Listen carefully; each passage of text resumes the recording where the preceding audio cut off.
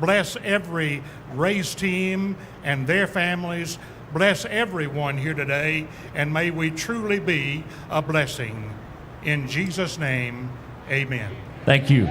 The national anthem, founded in 1943, will be performed today by the 313th United States Army Band, comprised of 31 citizen soldiers who train and perform as Army musicians. Signing today's anthem is Marche Brownlee, a student from Alabama Institute of Deaf and Blind.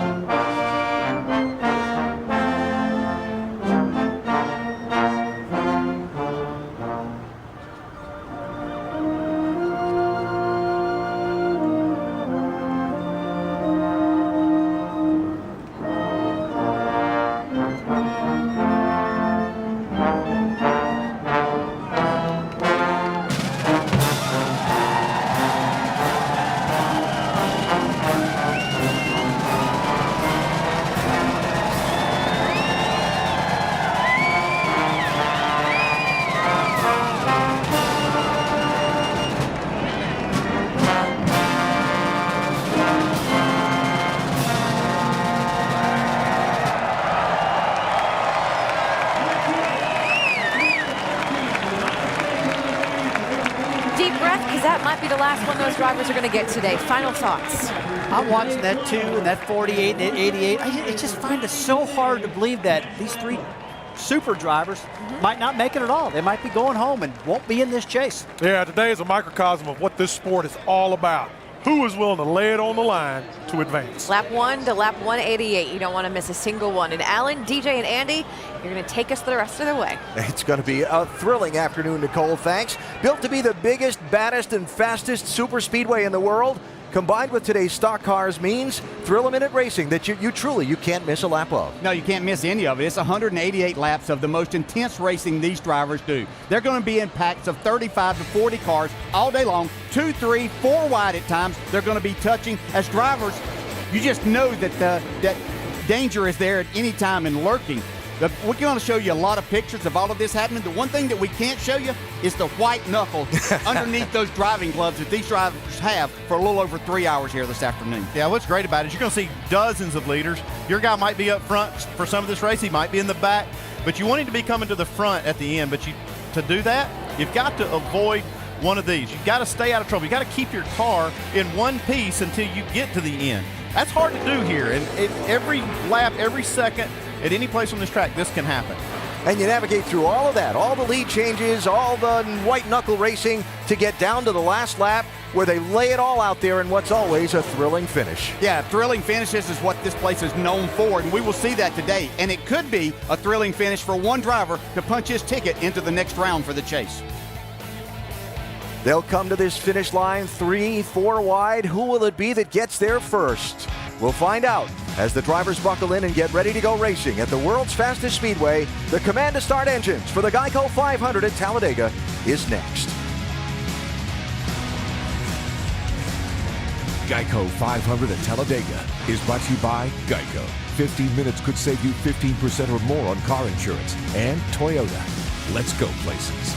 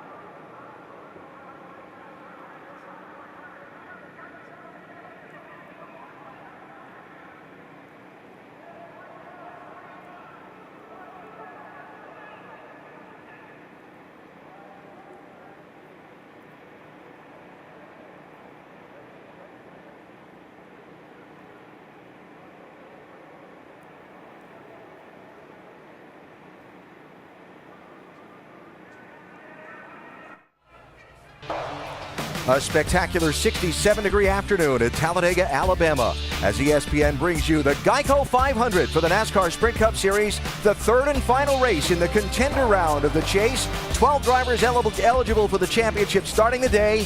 Only 8 will be championship eligible at the finish of this one. The 43 drivers lined up along the pit road, climbing into their cars, finishing up the last of the safety equipment checking, the strategy conversations, and in moments, the engines will be fired and they'll head out onto this giant 2 2/3 mile speedway for a full afternoon of stress and competition.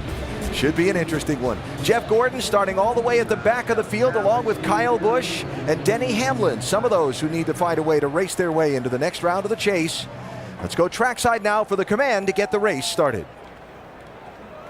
Ladies and gentlemen, here to deliver the most famous words in motorsports, please welcome Regional Vice President of Geico Macon Southeast, Rhett Rayburn. All right, help me, Talladega. Drivers, start your engine.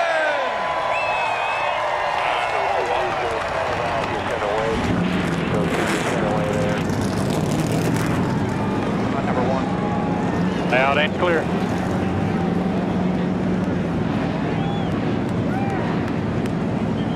These Alabama fans know those words by heart, know to jump right in.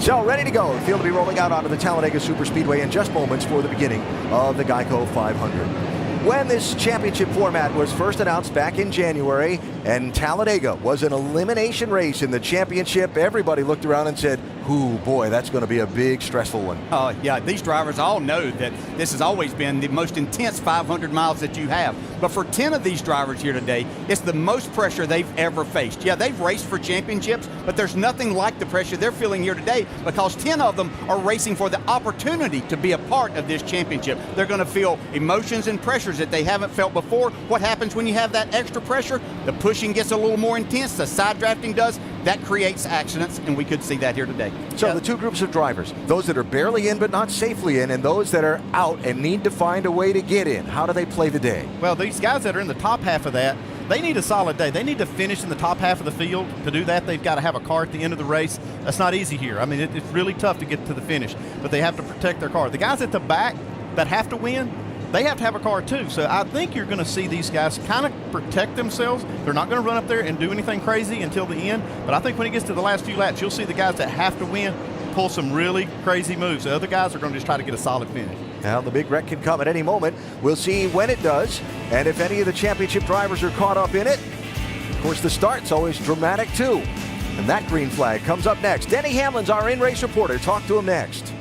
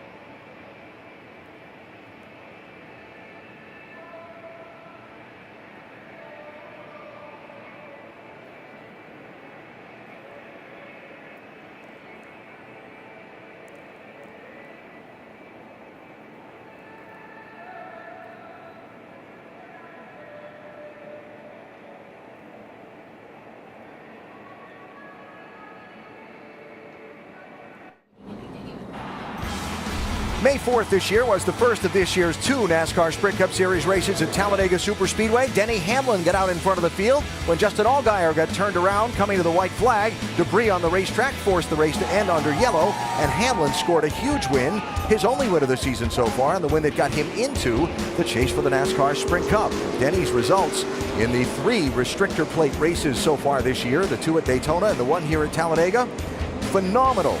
Plus, of course, the 2 non-points races at Daytona that he won. He's got some work to do today, though, starting in 38th position, our ESPN in-race reporter. Hey, Denny, Dale Jarrett, the ESPN. You good for a couple of questions? You got it. All right, Denny. Hey, we just showed the outstanding performance that you've had so far this year on these restrictor plate tracks, the jobs that you've done. And we're going to go to a couple of our mailbag questions kind of along those lines. Samuel from New York says, most chase drivers have been dreading Talladega, but with your recent success on plate tracks this season, have you been looking forward to this race? Not really. A lot of it is because the circumstances are different. During the regular season, you're pretty much looking at a win to get yourself in the chase, and here, our circumstances are we need to get us a solid finish to move on. So, at the end of the day, whether it's a win or it's a 15th place finish that gets us to move on, we're going to have the same amount of points. So, obviously, we'd like to get a win, but we got to play smart today. Hey, Denny, I know from my days that you have to have a lot of good fortune to happen through that, but you also have to show a lot of patience, and that kind of goes to our next mailbag question from Dominic, also from New York. Which strategy do you believe keeps you out of the big one? Racing up front all day or riding around at the back and going for it with 20 to go? I've seen them both work, and I've seen you make both of them work. It used to be a thing called the Dale Jarrett strategy of kind of laying in the back and then showing your face here at the end of these races and winning them. I've had a lot of success this year kind of staying up front, but being that we've qualified so far back, I think the smart move is for the first 40 laps, just kind of see how this race plays out. All right, Denny. Hey, good luck out there today. Thanks for talking with us. I know it's a big day for you and your race team. We'll look forward to talking with you later on. Denny Hamlin, our ESPN in-race reporter at Talladega today. Denny is carrying our Toyota onboard camera. Inside his number 11 machine, we'll ride with Denny today, as we will Tony Stewart. He's got our Mobile 1 on board. Clint Boyer has the 5-hour energy camera, and Kyle Busch has the Sprint on board. The Energizer on board rides with Kyle Larson, and Eric Almirola has the Smithfield Farms on board. And Jimmy Johnson from the front row carrying our Sunoco on board. All right, fellas, get ready to rock and roll here, 500 miles. Let's go out there and get this thing done. Do it the way we're supposed to do it, 48 style. Jimmy starting on the outside of the front row, and the Diet Dew on board today rides with Dale Earnhardt Jr., who's back in 28th on the grid. Still a couple of more long pace laps at Talladega before the green flag. We'll be back in plenty of time for the start. Don't forget, you can check out NASCAR.com/RaceBuddy for enhanced coverage today from Talladega with all those high-definition onboard views, live chat, and leaderboard.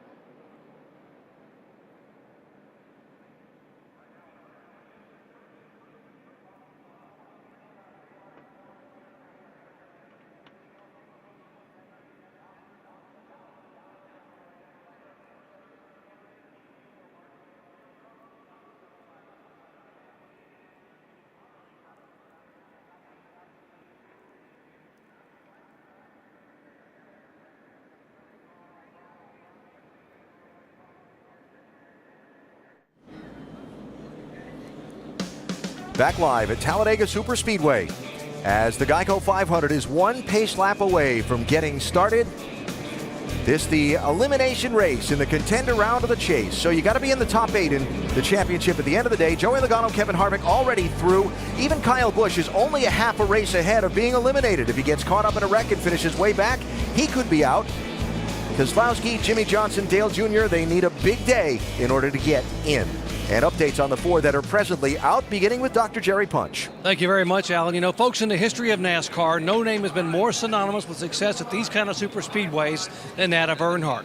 Dale Sr.'s finest performance may have come right here in his final win when he charged from 18th to win it in the final 3 laps. Today, Dale Jr. needs to lean on the legend and legacy of the Earnhardt name and couple that with a little bit of luck and a whole lot of talent to put on a performance that we will remember for decades to come. Folks, these final 50 laps should be wild. Here's Vince Welch. Yes, 6-time champion Jimmy Johnson is a long shot. 26 points behind the cutoff to move him on to the next round. But Johnson sees the glass as half full, telling me that under the previous chase formats, with an average finish of 15th, he'd have no chance at all. But under this current format, he does have a chance. All he has to do today is win, and he'll be back on equal footing in the next round. Jimmy Johnson has won here twice before. Don't count him out today. Dave Burns? Remember how Brad Keselowski's chase started. He was the first winner and reaped the benefits of automatic advancement. But the second round hasn't gone as well, and today he's on the brink of elimination, unless he does something very champion-like. Now, Brad doesn't have to win the race today, but the math would be a whole lot cleaner if the Tuesday would end in a 1. Jamie Little? Well, 1 week ago, the pressure and frustration boiled over for Matt Kenseth, going after Brad Keselowski after the race. Now he's 1 point away from advancing to the next round of the chase. And to add insult to injury, they had to change an engine. They will start last. Don't expect Matt Kenseth to stay there long. They've got to go for it, Alan. So Matt Kenseth for the engine change, Brad Keselowski's team for an alternator problem, and Terry Labonte making his final NASCAR Sprint Cup Series start. Has to go to the back also. His team had to make some unapproved adjustments after the post-qualifying impound. So 2 2/3 miles around, 500 miles is 188 laps. The number of lead changes in this race will probably be 30 or better. Almost nonstop. And remember the unique location of the start and finish line at Talladega, not in the tri-oval, but past that, halfway between that tri-oval and turn 1. Massive crowd here on a beautiful day for a race that's fun for us, if frightening for the drivers. It's the Geico 500 at Talladega, the final race in the contender round of the chase. 4 drivers' championship hopes end today.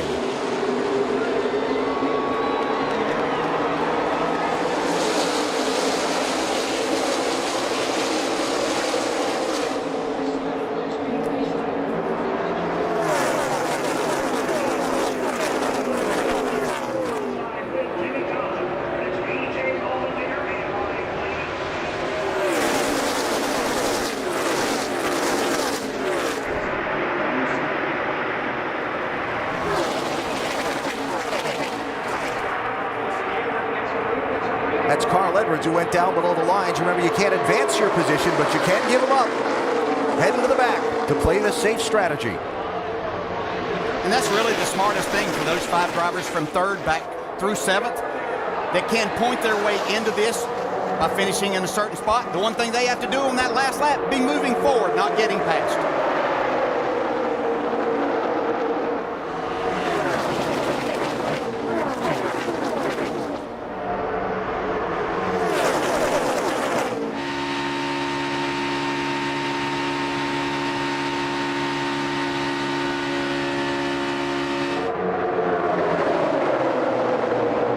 Ryan Newman bailing out, 31. And that's Ryan Blaney driving a 3rd Penske entry here this week in the 12. Yeah, he could be a factor at the end of this race in some different ways. Certainly he would like to win that first Sprint Cup race of his career, but he could be a big factor in helping Brad Keselowski maybe get the victory lane and moving on into the next round of the chase.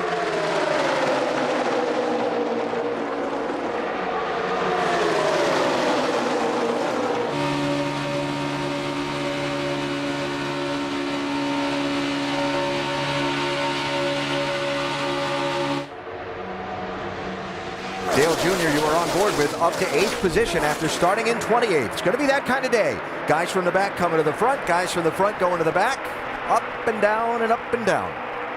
And there's a number of these drivers, like Jimmy Johnson, like Dale Jr., Brad Keselowski. They need to get that point for leading a lap. Yep. One of those really needs to lead the most laps to try to get that bonus point that could be beneficial to them at the end of the day. If in the shakeup of things in the late laps, it does come down to the 1 point per position. Remember that now Jimmy Johnson has led a lap today. He gets a championship point for that. Trevor Bayne sticks around the outside of Casey Kane. Watching these lines, looks like the outside lane is kind of taking the advantage here early. See him running right up next to the wall. Left Jimmy Johnson back about 5 or 6 car lengths on the bottom. And it seemed that formed up and everybody decided to stay in line there more. And so that just, you could see everybody kind of left Jimmy and Brian Vickers down there to the inside. And when you don't have any help, it's going to be hard to move forward. See Jimmy now going to that outside. It's almost like these drafts take on this personality of their own. It'll run around the top for a while, but if fast cars start running the bottom, you see it kind of shift down there. I really did think it would take a while longer before we were going to see them get single file and up around the top of the racetrack. That just goes to show the importance of being around at the end and give yourself that opportunity. But that just goes to show the narrow margin for error when Michael Annett in the 7 got forced wider. Casey Mears in the 13 right behind him had to give way or they were going to wreck.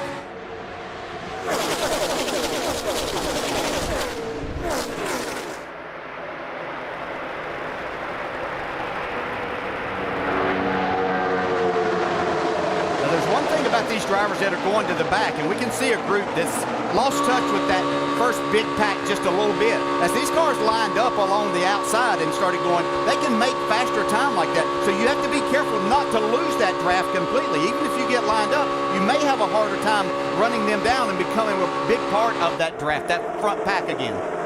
You know, it's funny, as you watch this scoring ticker come across the top of your screen, and you see the yellow as the drivers that are currently in the chase, those points positions. Normally in most races, those top 10 running spots are all lit up in yellow. And here in this one, it's like most of the bottom 10 running spots are all lit up in yellow for the moment. You drop into the back hoping to have a little extra reaction time to miss a wreck if it happens in front of you, but at 200 miles an hour, that's not guaranteed for sure.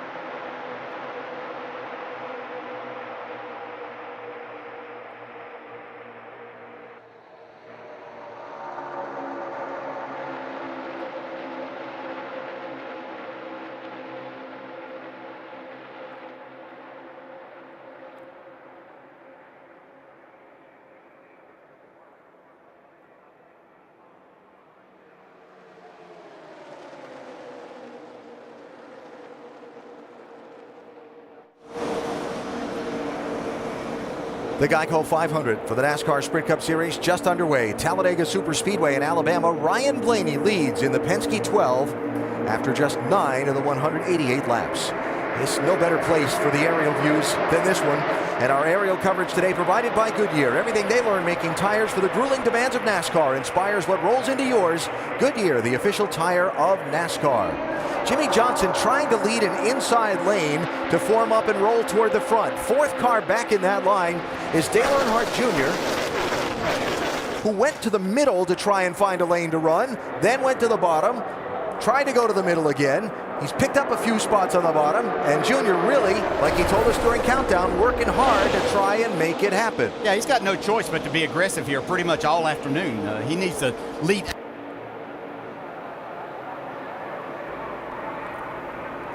Apologize for those mics cutting out.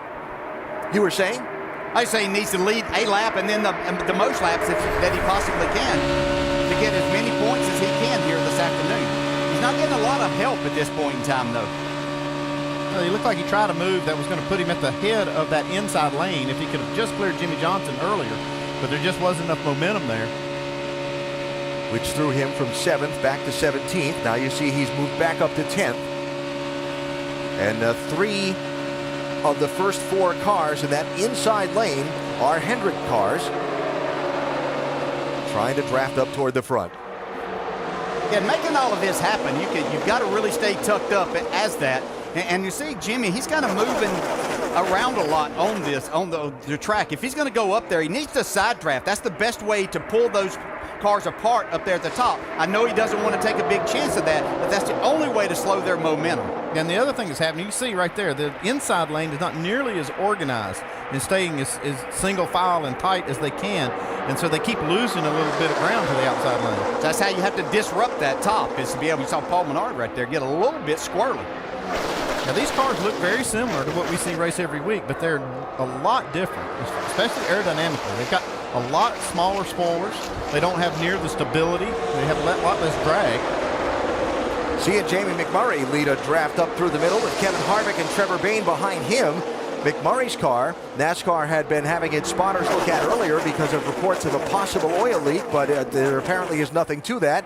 And Jamie continues to chug forward in the number 1. See another group that's come up there is Brad Keselowski in the 2.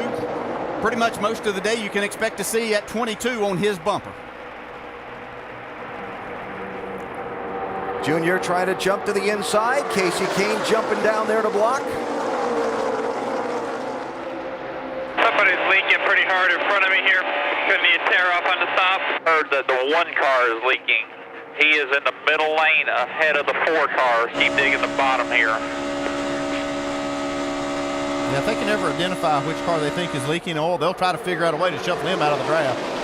Now, speaking of shoveled out of the draft, the 2 and 22 lost some of the people that were in front of them, who moved up into that middle lane. Now Eric Almirola trying to go up through the middle with Jamie McMurray and Kevin Harvick behind him. Jimmie Johnson up front, pushing through Ryan Blaney to take the race lead here. Casey Kane behind him in the draft.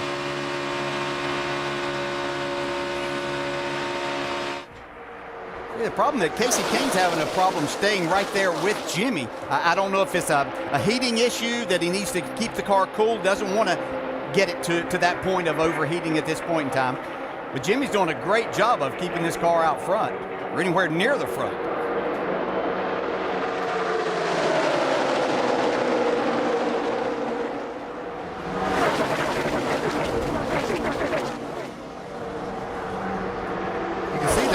Surge to the lead somewhere during a lap, but he can't seem to hold it at the start-finish line. Yeah. He still only led the 1 lap there, that first lap, and Ryan Blaney's led all the other ones. Really seeing Dale Jr. make some big moves, aggressive moves here early on. This is not some moves that we've seen him make here in the past. Just shows the importance of trying to get to the front. He wants to be in charge of this race today. You heard his comments when he was in the pit studio during NASCAR Countdown. What were your reactions to them?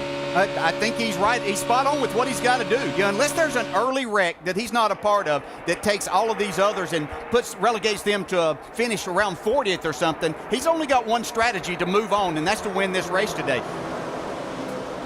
Jimmie Johnson finally leads that lap. It's Johnson, Kane, and Earnhardt Jr. now, 1, 2, and 3, Dave. Alan talked to the engineers on the 88 this morning about what they worked on in practice, and it was drivability. What he's doing, DJ, is partially because he has a lot more confidence in it than he did when the weekend started. He felt very uncomfortable around other cars. The squirrely word has been used already. That's how he felt about it, but they added some stability, and Junior can be aggressive. Yeah, that's important, knowing that that's what you're going to have to be at the end of this race, making those moves. You've got to have the car under you. So Jimmy Johnson to the lead, Casey Kane to second, and Dale Earnhardt Jr. to third. Can he find a way to race through and into the next round of the chase with a win at Talladega today?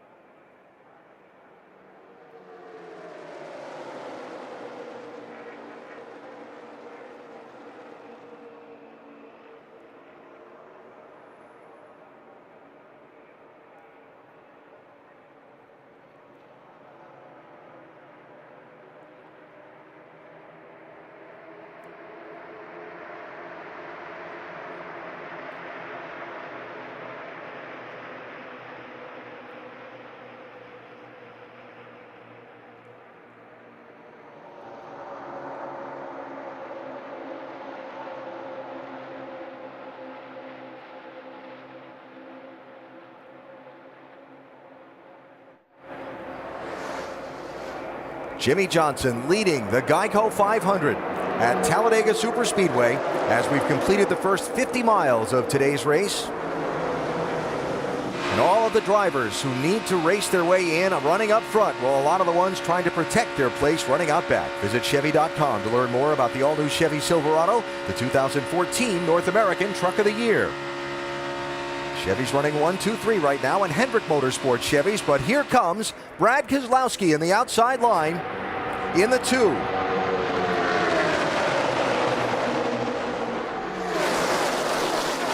So the 3 drivers who started way outside of a transfer spot in the chase at the beginning of the day, Keselowski, Johnson, and Earnhardt Jr. running in 3 of the top 4 spots.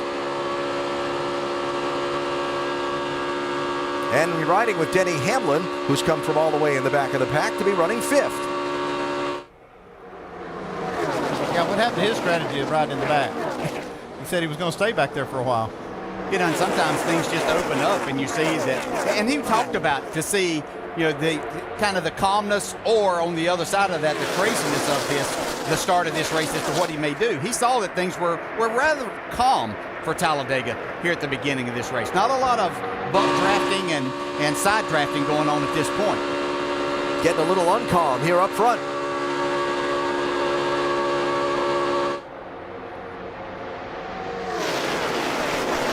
Once they start any of the side drafting, which is what you do, especially if you're going to be in that outside lane and you're going to try to move your way forward, you're going to have to get on the right rear side door and quarter panel of those cars that are in that inside line to slow them down and break that line up. Yeah, it has kind of a double effect. It actually helps reduce the drag of the outside car, but it also adds to the drag of the inside car. So it almost pulls them back and gives the outside car a little bit more boost.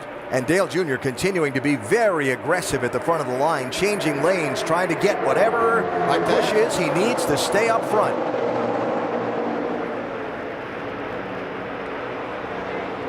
Look at that. Yeah, that might have been the block right there that gets him to the front if the two car can get to his bumper.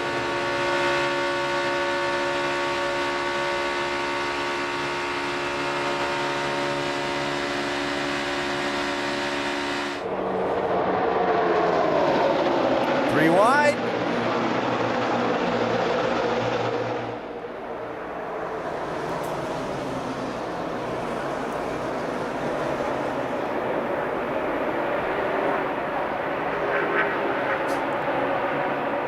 You can see Logano in that middle lane. He's doing his very best right now to try to get pulled up, back up to the bumper of the two car.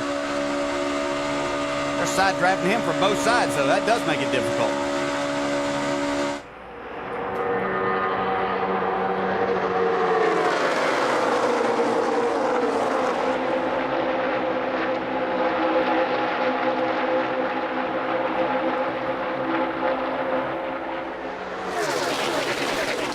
This kind of thing is when drivers talk about seeing the air and understanding the air and this maneuvering around to figure out which lane's going to move forward and trying to avoid the lane that's going to get shuffled back. Yeah, there's air all around you, obviously, and what you're trying to do is maximize all of that air to your advantage. You're wanting to get the push from behind. You need that pull from the front just a little bit and trying to keep everybody off the sides of your race car. Kevin Harvick losing some spots and bailing out, and he might have some visibility problems on that 4 car. I'm going to have to do something here because whatever's coming out of the back of the one is covering my window. Give me the 43. Clear low if you want it. Clear low. Might be the 43. I think I would have to go to the back, guys. This, I can't see. You can see the windshield. I mean, it's covered in oil. Yeah. Terrible feeling as a driver in this situation, not being able to see. You can see right there, he cannot see out of the front of this car. I mean, even the car behind him, Landon Castle, you can't see through his car either. Even the 2 in front of him. So they've all encountered this coming up through. So it's a car that's been up there that they've all had to deal with. Yeah, but Harvick spent a lot of time right behind Jamie McMurray in that one car, and that's who everybody says it's coming from. So Kevin dropping all the way to the back, waiting for the first pit stop for a chance to get a windshield tear-off removed from that car. For the lead, Logano's finally gotten to Keselowski's back bumper, 2 and 22, trying to draft by 48 and 88. And just to ensure that he's able to lead down here at the start-finish line, he pulled down in front of the 48 there to make sure he's going to get this bonus point. He'll probably get back up and be with Joey then, once he got that lap led. Car just ahead of him is Mike Wallace, who was on and off pit road for an unscheduled stop back at lap number 2 and is about to be swallowed up and put a 9th lap down by the race leaders. Extended visit to pit road for the 49. Just that last shot, you can see the car moving around a lot. Not as stable as you would think they would be here. Yeah, and this gets very tricky as they're 2 and 3 wide here and trying to go around a slower car as they approach that. Not everybody can see that and understand it. As these guys make evasive moves, then it could leave somebody exposed there and something happen.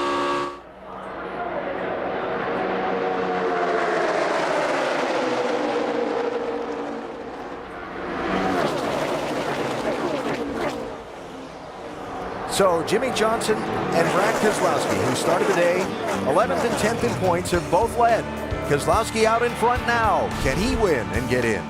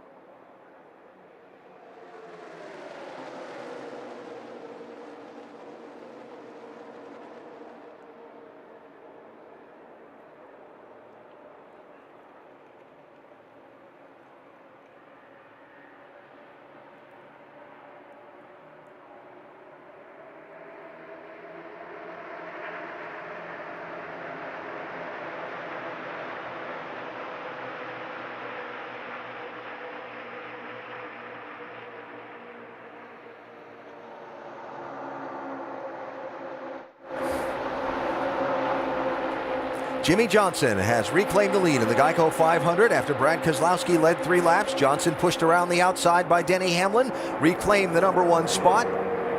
42 cars in the lead pack and on the lead lap, caution free to this point at Talladega. Check out the biggest mover in the race, brought to you by Sprint. Brad Keselowski in that 2 had to drop to the back of the field for some repairs made on his car after the impound. Gained 37 spots in this one so far. Stay connected to the chase for the NASCAR Sprint Cup with the Sprint Family Share Pack. 20 gigabytes of high-speed data to share, plus unlimited talk and text for $100 a month. Learn more at sprint.com/datashare.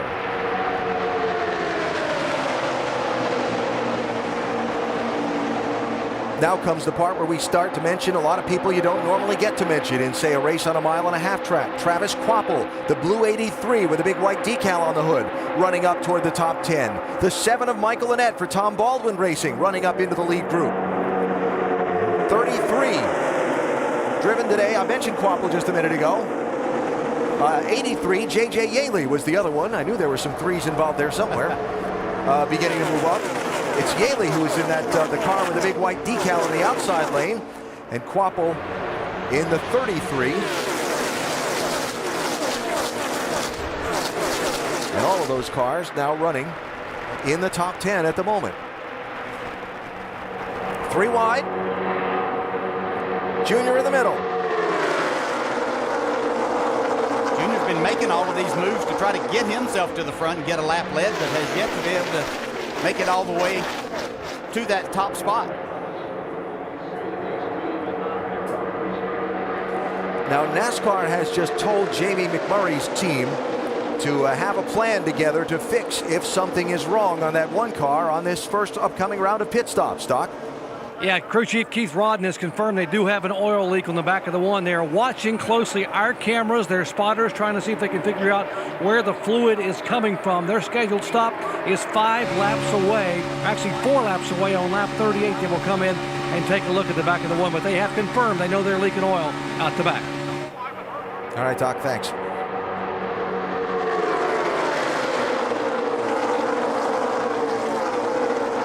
Kyle Larson there in that 42. We thought we might have seen on the back bumper camera of that car earlier. We have a lens that continues to clean that camera off, but earlier we saw on our private feed here that there was some oil on the back of that one before the lens cleaned it off. You can still see some of the drippings there. So apparently it's a team thing. Yeah, apparently it is something that they were doing. That's creating that situation with the 1 and the 42. Yeah, I've had oil formulations that we found to make power at these racetracks that sometimes hard to keep in the tank. It makes a little more power, but it's so thin, and that oil gets kind of misty and it starts blowing out the breathers. I'm not saying that's what's happening here, but I've had that issue before. There you heard Doc say the first window for green flag pit stops is just a few moments away. We'll take a break and come back for them. They're always exciting here at Talladega.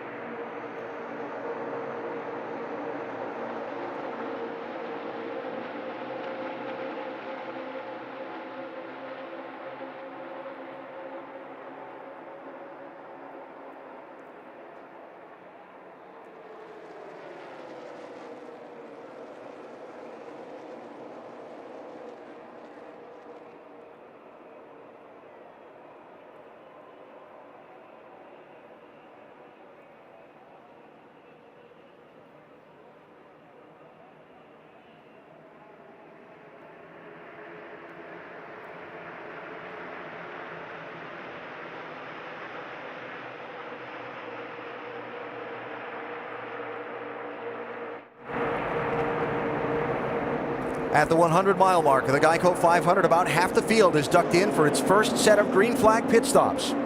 Brad Keselowski, Joey Logano, and others. Close call there with Marcos Ambrose sliding out of his box. Now another wave heading onto the pit road as the first wave leaves, Johnson, Kane, and Earnhardt Jr. heading this second group.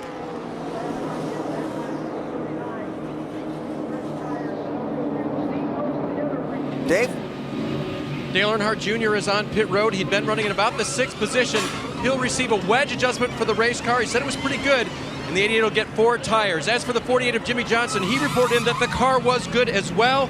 They'll probably make a track bar adjustment on that anyway on the 48, Vince. The 5 of Casey Kane, a 4-tire change for Kane. Down and away, Sunoco Fuel filling him up. Troubles for Ryan Newman.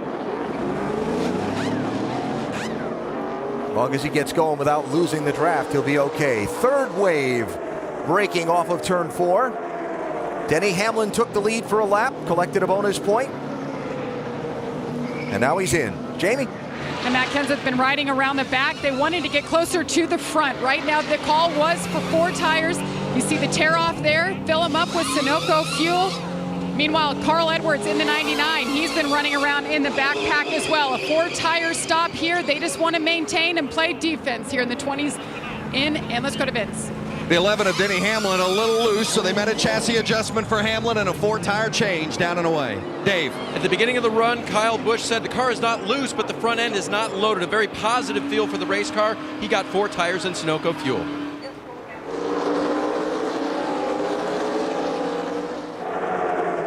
Tony Stewart, Jeff Gordon, Danica Patrick. Still to cycle through the pit lane. Here comes Gordon for his stop all by himself, Jamie. And the 24 is what I was trying to say, was making his way onto pit road. The call was for right sides only. We'll see if they stick to that strategy to try to get a little track position, but you never know. They want to wait on him. Alan Gustafson with the call, get as much fuel as they can, and they stuck with their game plan.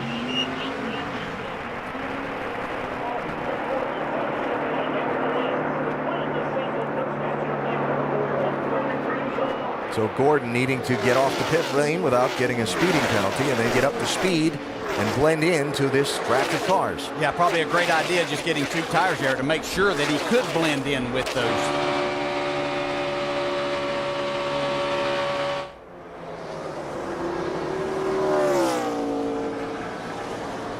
So the leader of the race is Tony Stewart, who's about 2/3 of the way back in this line of cars.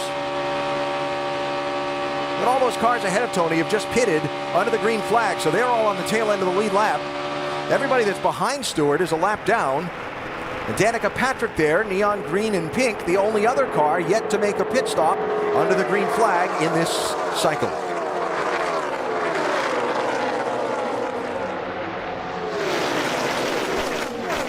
Stewart's kind of positioned himself to make a pit stop. Not going to do it this lap, though, doesn't look like.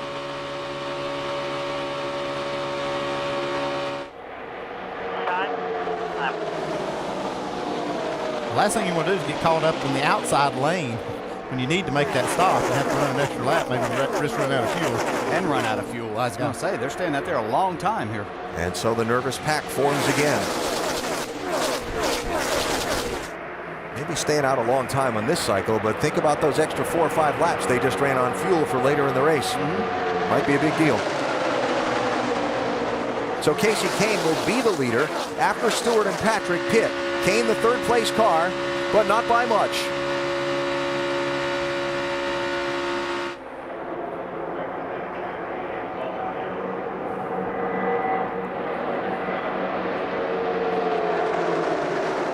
Tony and Danica headed in.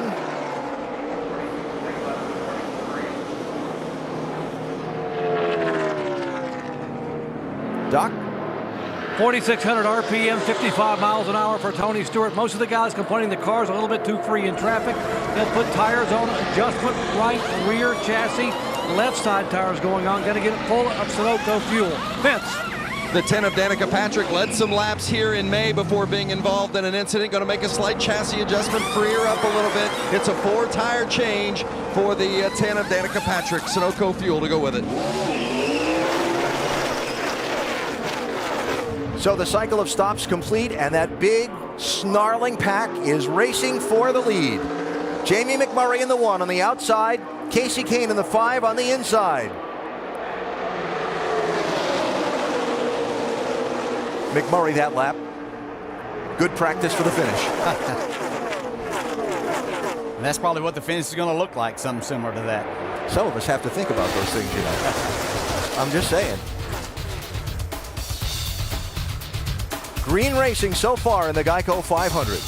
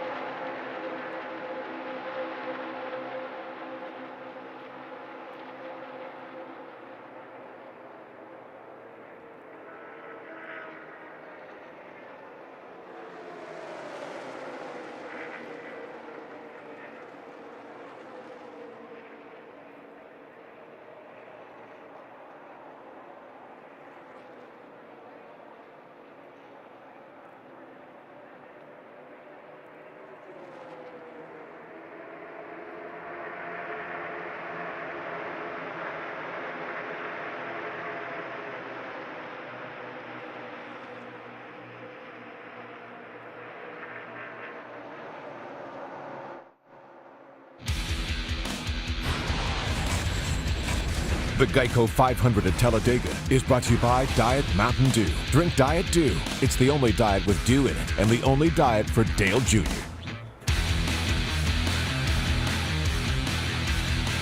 Settling out the contender round in the chase for the NASCAR Sprint Cup. Today at Talladega. Next week we begin the Eliminator round. Martinsville, Texas, and Phoenix to go from 8 drivers to 4 to set up who will compete for the championship. Next Sunday, our telecast from Martinsville presented by AutoZone, ESPN, 1 Eastern time. How about a little short track, beating and banging, and a lot of folks thinking they absolutely must take advantage of a chance to win. They'll make it exciting on that little half-mile racetrack. We'll see a lot of sheet metal bin up there. Already I made a note to myself to look up the record for most cautions in a race at Martinsville before we get there next Sunday. Jamie McMurray, the new leader.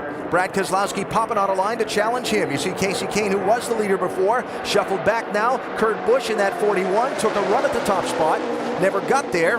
And Dale Earnhardt Jr. has been cycled back into the field after his attempt to pass Kane was blocked a minute ago. Jr. now back in 15th.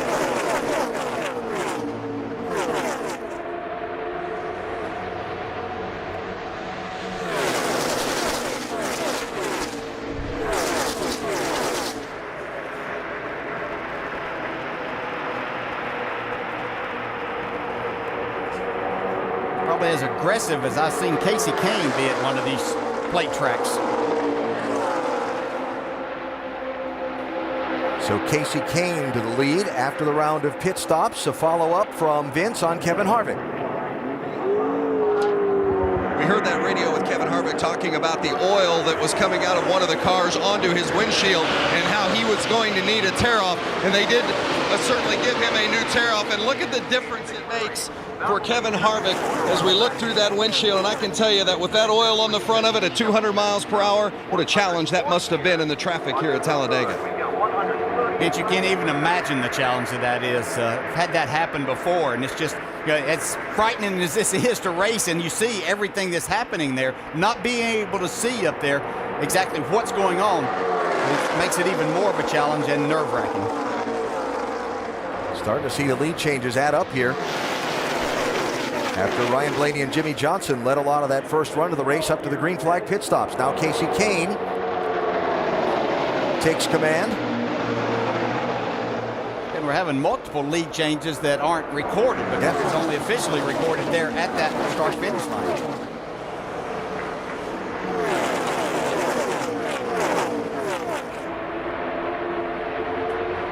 Just joining us, drivers that need to find a way to possibly win to get in, like Keselowski, Earnhardt Jr., Jimmy Johnson. They've been very aggressive, working their way to the front of the pack for this one, while others trying to protect a point spot to transfer into the next round of the chase, like Jeff Gordon, Carl Edwards, Denny Hamlin, and Kyle Busch have been riding around at the back. Hamlin just dropped back to the tail of the field after making a run up through, and there you see Kyle running in 35th.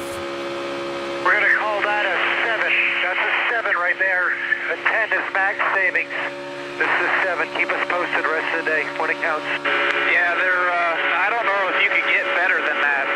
Like, if you're trying to race, ain't no way.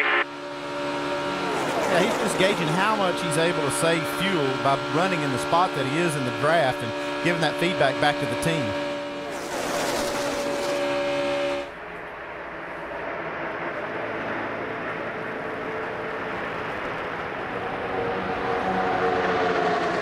Ryan Newman has lost the draft. Started the day 4th in points, 21 points ahead of the cut line, but Newman now has fallen 12 seconds off the lead, 39th place, and he's lost this lead pack. Yeah, we saw him have an issue leaving pit road where he choked the car down and they had to push him on, and then, so that's exactly, all it takes is that split second not to be a part of that. Right here, we'll see. See, as he goes, just didn't give it enough throttle as he released the clutch there. Just that little bit of time kept him from being a part as they freight trained by him after he came out of the pits. There's a lot of racing left, but you can just see what can happen with one small mistake. He's just now a couple of points above the cut line as they run.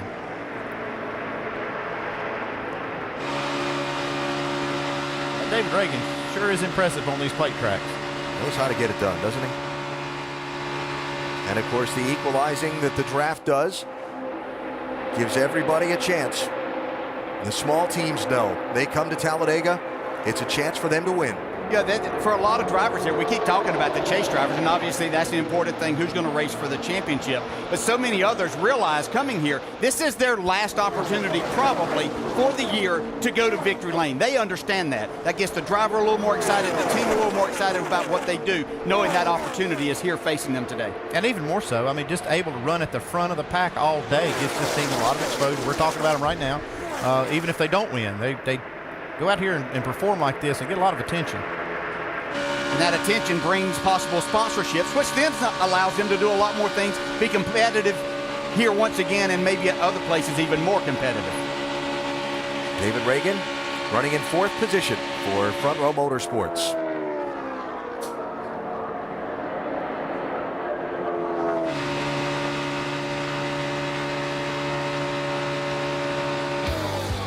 Casey Kane leading. Jimmy Johnson has fought his way back up to 2nd. Just about 150 miles into the Geico 500.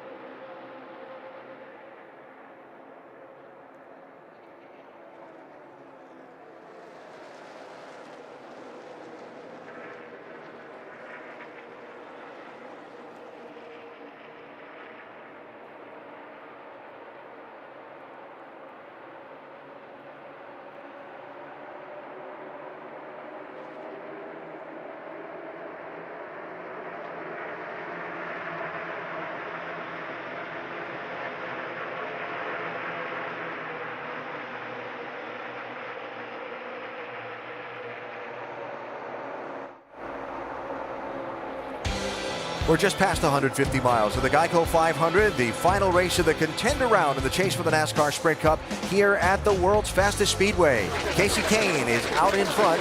There are still 41 of the 43 starters on the lead lap, and all 43 running caution-free so far. Stay tuned for our NASCAR nonstop coverage in the second half of today's race, presented here at Talladega by Goodyear. And a quick reminder that NASCAR.com/RaceBuddy has enhanced race actions from today here at Talladega, including all the onboard views.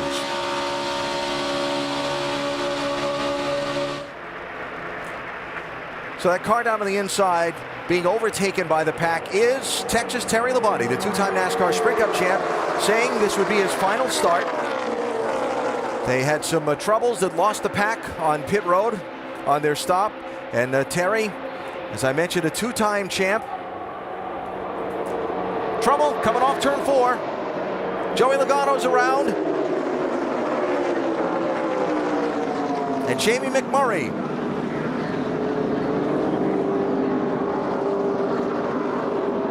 First caution of the race. Yeah, about half the field had to come down pit road to avoid that. Which is perfectly legal.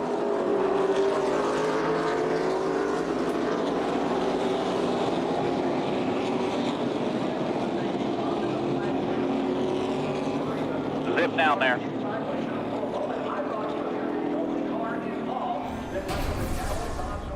What happened off turn 4? Jamie Murray just wiggle there, get loose. It's like he had a tire go down or something like that. Right in front of Dale Jr. That's a great job by a lot of drivers there to avoid that. You can see, as Andy pointed out, going down pit road. Let's see right here. See that car wiggle a couple of times. That just makes me think that there was a tire or something broke.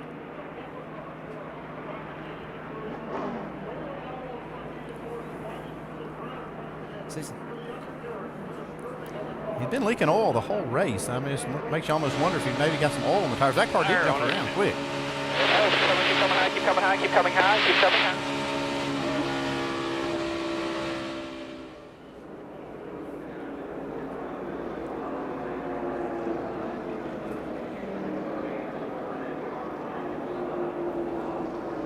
Wow. They just plowing up the That's amazing.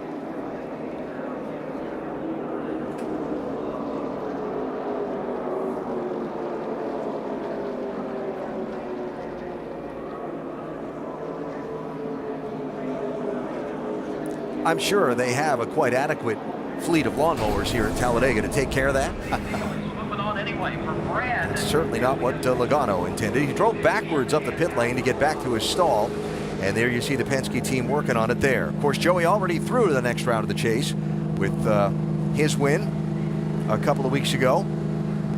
He'll have a teammate in Brad Keselowski that really hates to see that car sitting on pit road getting repaired, because he was hoping of having a pusher towards the end of this race to help him win. He still might. You know, that car's not hurt too bad. And even though he's a lap down, he might be able to find his way in position to help Brad. So first caution of the race. Pit road's going to be open here. All the leaders were in under green between laps 38 and 44. We're here at lap 60, what'll be 62 now.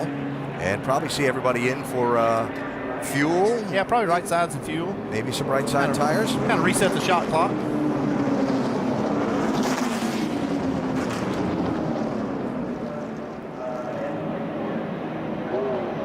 And the pit road is open here.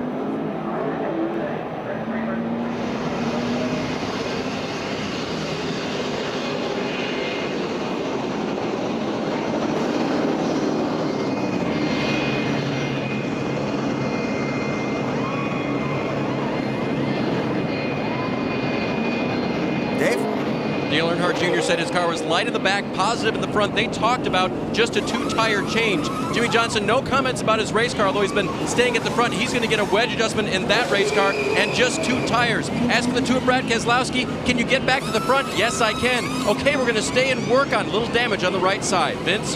The 5 of Casey Kane says the car feels great, handling great. 4 tires, no changes for the 5 of Casey Kane. Jimmie Johnson was the first one off pit road. So first caution out when Jamie McMurray, running right at the front of the pack, had trouble off turn 4. collecting Joey Logano, and in some of the sliding around, David Reagan and maybe Brad Keselowski got a piece of the stack up. Michael McDowell also with some possible damage on his car.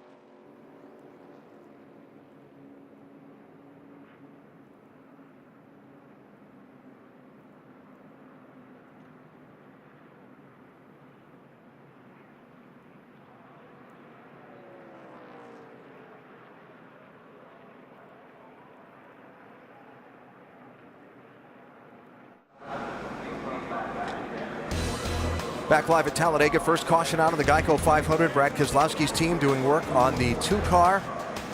Brad having started in the back and raced his way up to contend for the lead, now damaged in this accident, along with Kevin Harvick, Michael McDowell, Kyle Busch, Joey Logano, and the one that triggered it all, Jamie McMurray, who spun off of turn number 4 with an apparent flat tire on the 1 car. Watch all the people that get some damage in this.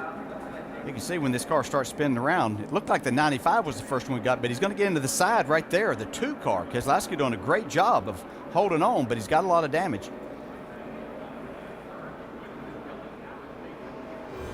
Down to Dave. They spent a lot of time working in the aerodynamics of the right side of the race car, got pretty much center punched by the 1 car coming back across. One of the advents of the new era, if you will, car chief Jerry Kelly over the wall taking photos with an iPhone of the damage so that they can study it more clearly when they come back to the pit box, see if they can help Brad in any other ways going forward. Little replay of that happening a minute ago.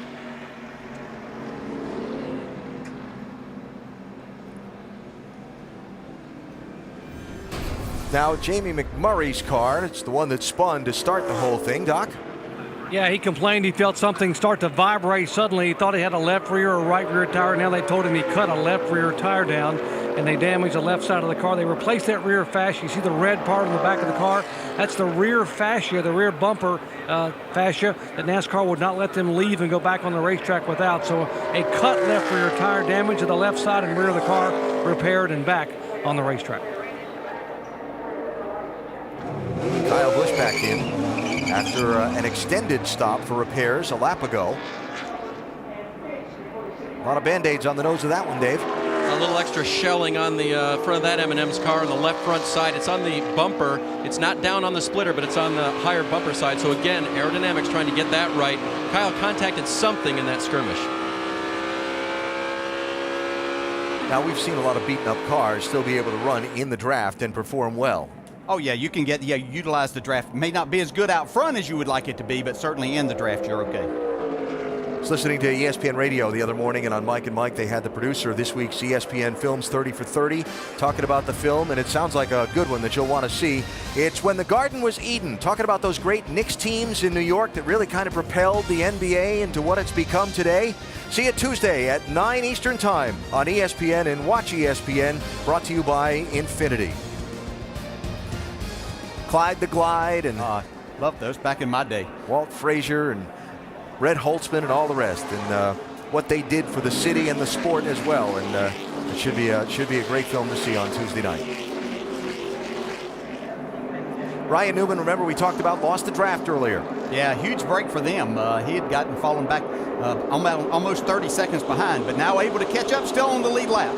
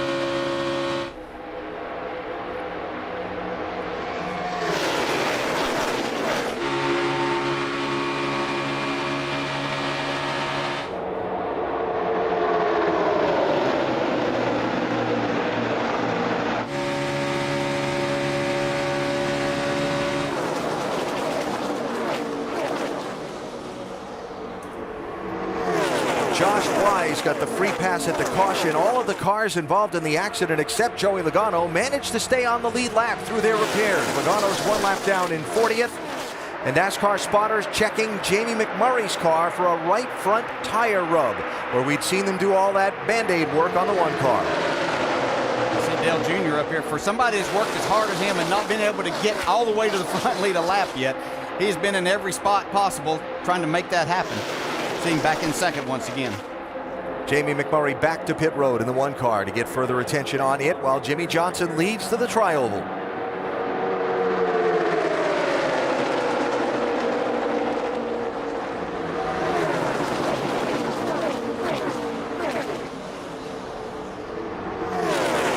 had more than twice the amount of laps of anybody else so far today. I'm sure that he'd like to have that extra point. Yeah, he obviously would love to make sure that he's in this same spot whenever the checkered flag falls. But if not, he's doing everything that he can to accumulate as many points as possible, just in case someone up there in that top 8 should have some issues today. Yeah, you never know.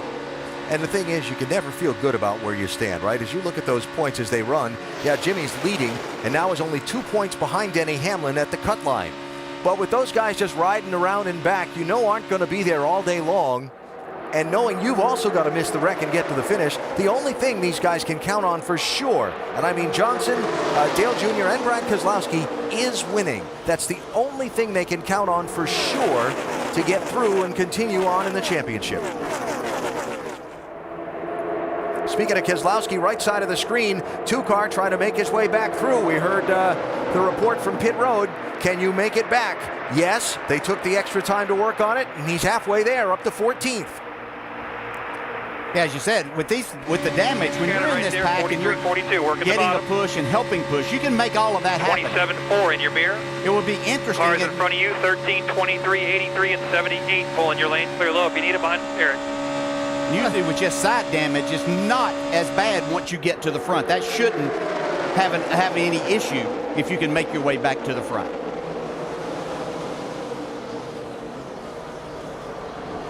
Danica Patrick has moved her way up to the 4th place now. We're in that top, the top 4th place. Doing a great job.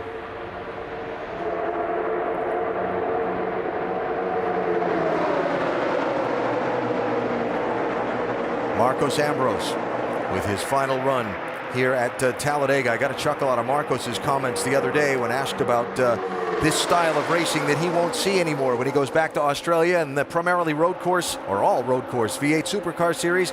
Said on the plate races, and I quote, "I've enjoyed it as much as you can." That's exactly right, yes. Yes, it's kind of one of those things that you don't enjoy until you cross the start-finish line at the end of the day, if you're fortunate to do that. Then, obviously, the winner enjoys it the most, but those others that are able to drive across there and haven't had a lot of issues throughout the day, then you can look back and say, wow, that was a lot of fun. We're certainly going to miss Marcus Ambrose, though. He's been added a lot of flavor to the series. He did. Great race car driver.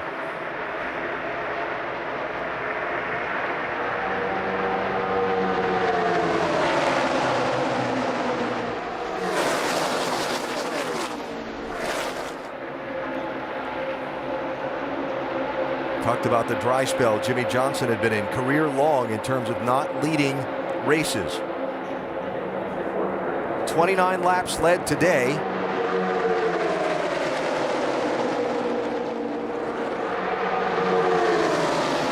But a lot left to go before the checkered flag waves on this one. Most laps Jimmy's led in a race since his win at Michigan back in June. 71 laps of 188 down at Talladega. The 6-time champ is in the lead.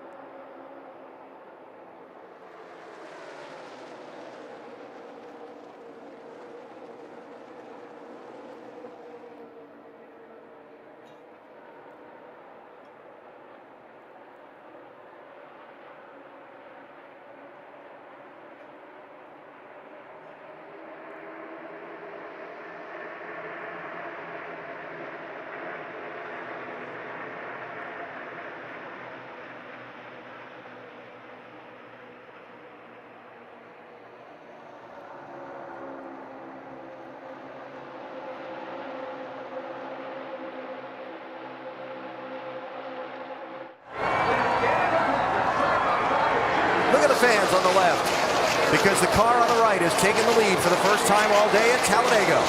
Dale Earnhardt Jr. with a push from his old friend Martin Truex Jr. out in front. Bonus point for lap led for the 88. I have to say that he's earned that point right there. Hard as he's worked all day. Not that others haven't, but he has been up there a number of times, just hasn't ever gotten that right push. He's made a lot of aggressive moves trying to get in the right lane and the right position. He finally gets it 76 laps in. He wanted to have control. We already talked about it at the end of this thing. He wanted to have control of the race and the restarts. And now he's figured out now how to get the lead. He'll spend these next few laps figuring out how to keep it. 200 miles in the Geico 500 at Talladega. 11 different drivers have led, 16 different lead changes. Now, when you have a lead like this, how hard is it to be able to manage that and to manage these lines when they get runs? Oh, I mean, you're looking in your mirror the entire time. You barely look out front. I mean, it's just a glance to the front. You don't have to worry about hitting or missing the line as much here. You can make all of that happen. The car will drive around there. But you've got to anticipate what they're going to do and what they're trying to do, how quickly they're coming at your back bumper. Great look down on the world's fastest speedway from our aerial coverage provided by Goodyear. Everything they learn making tires for the grueling demands of NASCAR inspires what rolls into yours. Goodyear, the official tire of NASCAR. See Jimmy Johnson right there almost didn't give Martin Truex enough room there. He kept trying to inch his way down there thinking he was going to use that push. Truex had other ideas. Little game of chicken. Yeah. See if you can make him lift. Yeah, with Jimmy having the most to lose.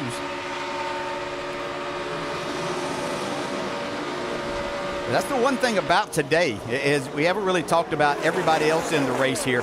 We did talk about their opportunity to win. At other racetracks, they could give those chasers more room. Here, you can't afford to do that if you have intentions and ideas of getting yourself in a position to try to win this. You have to take that spot. You have to side draft there as close as you possibly can to make all of that happen, and that's what creates accidents. That looked a little dicey in 1 and 2 that time.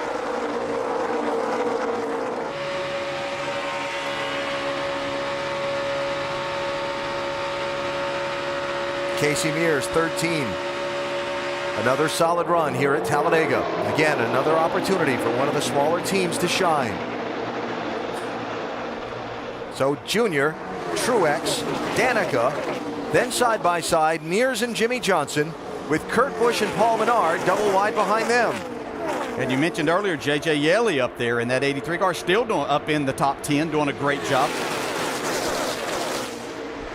The BK Racing team, chance to show off.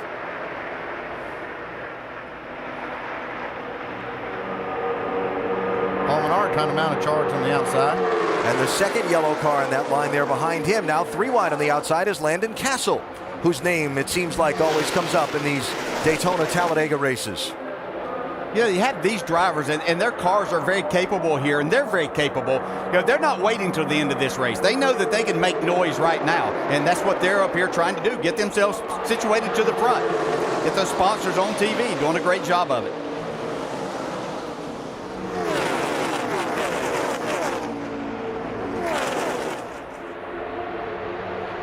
Front 8 now single file. Last one in that line is Kevin Harvick, who's made his way back up after extended time on pit road after the only caution we've had so far.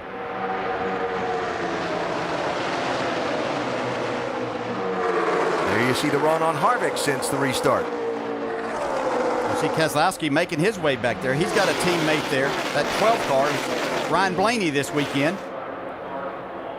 He's helped push Brad back up. Now he's on the bumper of Harvick, getting a little tow.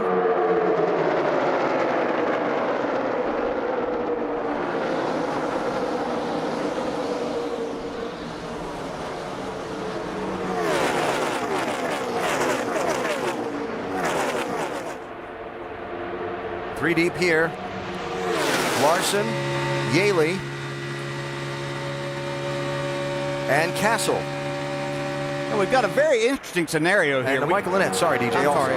But we're looking at the front part where drivers that need to win this race to move forward in the chase. Then we've got this middle group here who are all trying to win a race here, make a name for themselves, get their sponsors on TV, doing all that. And then we've got those guys that can point their way in, another group that's back behind there. So kind of 3 different agendas happening all at once. Yeah, we talk about strategies and what strategies people needed to use today, and it is a mixed bag because you've got guys that basically don't have anything to lose and trying to win the race. They're trying to get their way up to the front. But the guys that have something to lose are protecting their position, they're protecting their car, so they'll have something to race at the end.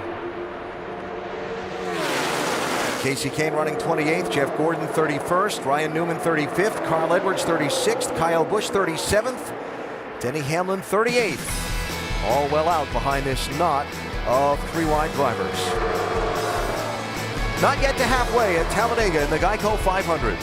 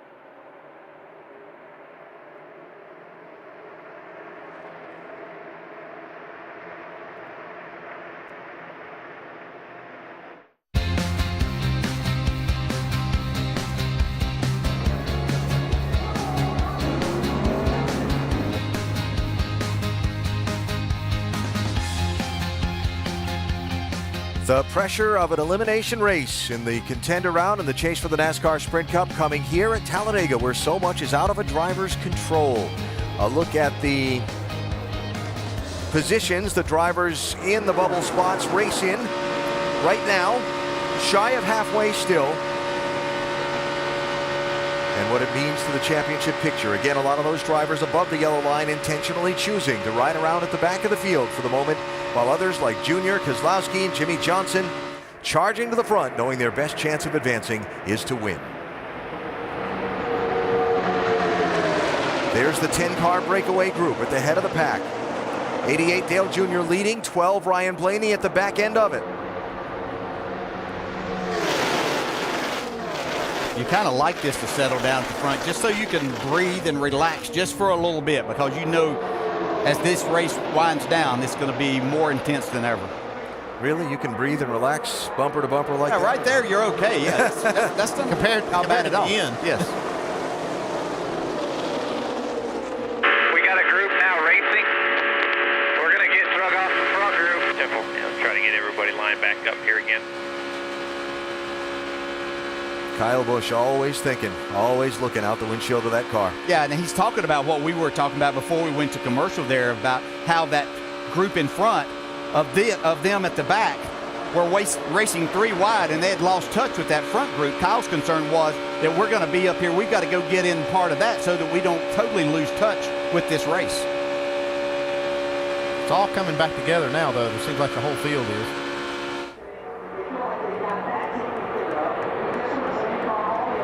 Jeff Gordon running back in 33rd position. Also riding around out in the back most of the day in the 24 car. Yeah, right now it's not about the leaders, it's about this group ahead of us. Yeah, I just don't want them wrecking. Eddie DeHaan, Jeff's spotter. On the radio with Jeff there also at the tail end. It's really what it's all about. You're back there to be able to miss the mayhem, but the closer the mayhem is to you, the less your chance is to miss it. Yeah, they didn't mind that happen up at the very front of the pack. Matter of fact, they would much preferred that. They just didn't want, they couldn't lose touch with that group that was racing 2, 3, and 4 wide in front of them. But finally, those guys had held their breath as long as they could. They had to relax for a little bit.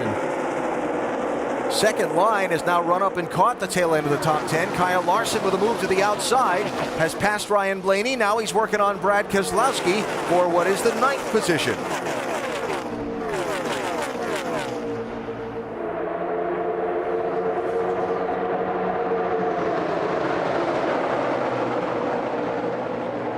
And in that whole big group there that you see approaching that, there's a race within a race there too. The 22 of Joey Logano, first car a lap down right now, racing Terry Labonte back there, who obviously in his last start would like to get himself back on the lead lap.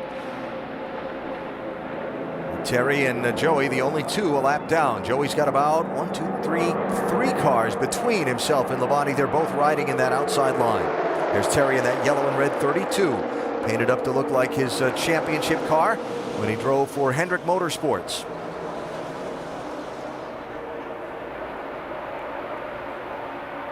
Martin Truex getting the shuffle.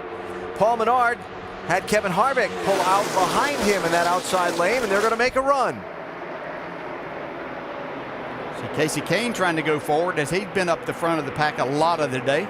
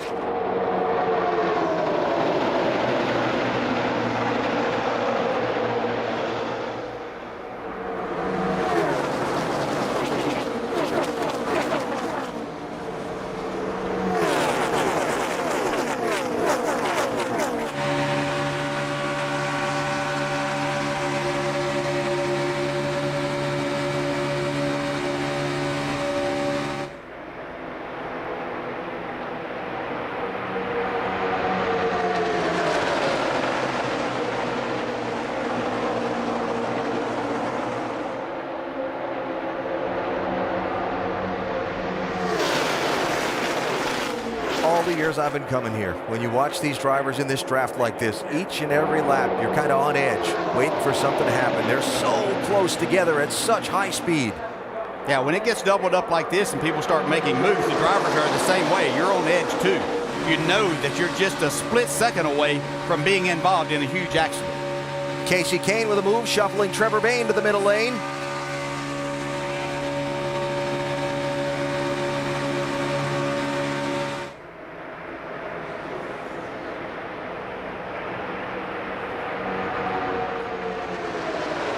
And they're 3 wide again in the middle of the field.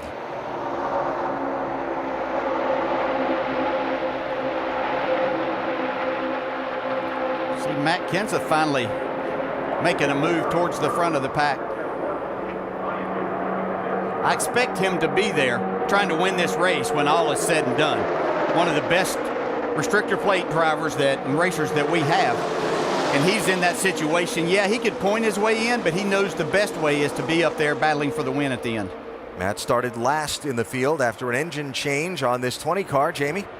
And I talked to his crew chief, Jason Ratcliffe, this morning, and he said, we really want to be toward the front all race long, so it took them longer than anticipated to move forward. But he said, we're a win car. We need to win today, and in order to do that, we need to be toward the front. So they are on the move, and that's where they want to stay, up front the rest of the race. Matt started the race 9th in the championship, just 1 point or 1 position on the racetrack behind Casey Kane, but he's at Talladega. That 1 spot may be out of his control, so it's much better to win and get in if you can.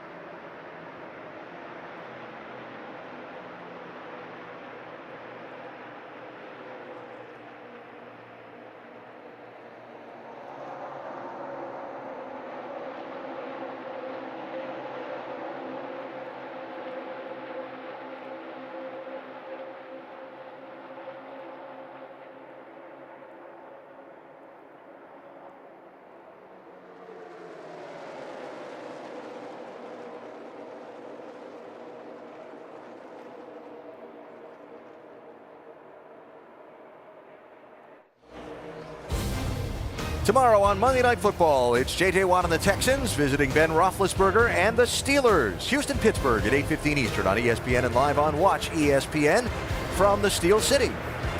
We have an enormous number of Steeler fans on our TV crew. Oh, yeah? Yeah. Every time I watch the Texans and J.J. Watt, I swear there's more than one number 99 out there. Yeah. It seems to be everywhere.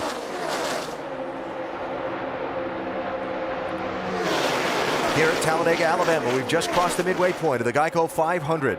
Dale Earnhardt Jr. is the race leader. The elimination race from the contender round in the chase for the NASCAR Sprint Cup. 12 drivers started today championship eligible. 8 will be championship eligible after this one is over. Just one caution in the race so far when Jamie McMurray cut down a tire and spun off turn 4 at lap 60. He collected Joey Logano, Kyle Busch, Kevin Harvick, Brad Keselowski, and Michael McDowell also caught a piece of it. Otherwise, we've been clean and green through these 250 miles. And 38 of the 43 starters are on the lead lap. All 43 are still on the racetrack and running in the race. As I watch this part of the race, it's just rather calm. A lot of great racing, obviously, but you just think ahead. You just can't help. When you get to lap 180, the intensity, the level of pushing and side drafting, how much that's going to get magnified as these drivers try to be the first one across the finish line.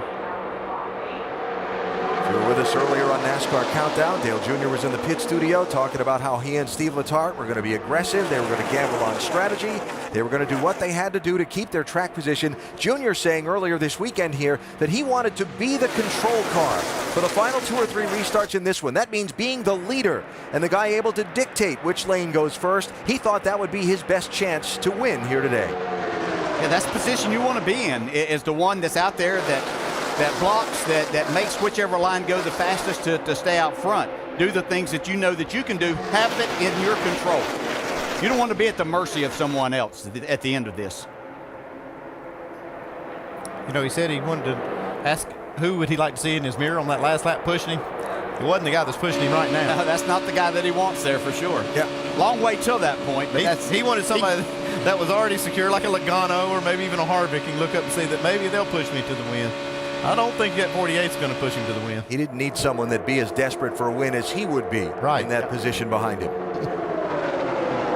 Casey Mears up there doing a great job. You point that out. He does a really, really good job of positioning himself. We talk about David Reagan, who has won on these type tracks at both Daytona and here at Talladega, but Casey Mears does a fantastic job himself. Hasn't had a lot of luck in getting to the end in those good positions, but does a great job. There are the numbers on Casey. Having a fine day in a big race for his sponsor. Yep. Watching Casey Kane in that outside lane in the 5 try and mount a charge back toward the front. Got shuffled toward the back of the line earlier when they started racing 3 wide around him. Now he's trying to move back forward again. His team kind of teetering in position of deciding whether to hang at the back or move to the front at one point. And obviously the driver's made the decision and he feels good enough about it to go. Well, it looks like he's got the car to be able to do the things that he wants to do, and he feels like that he can better control his destiny and this race today by moving forward and being up towards the front of this. And, you know, Casey is one that, you know, right to the very end worked his way into the chase as we start the pit stops. Brad Keselowski makes the first move from 6th place. 6 cars in. Dave? Not a lot of complaining about that right side. Said the handling was a little free and a little tight on the exit at the end, but kind of concerned about the car being too hot. There's not a lot of debris on the front of the race car, but they're just watching the temperatures on that 2 car. Water pressure was okay. He'll get a wedge adjustment this time. Trouble on the track, Dave. Cars colliding on the back straightaway. Alex Bowman, 23. Tony Stewart, more piling in. Is that Kyle Busch in the inside wall? 18 car all torn up. We're done.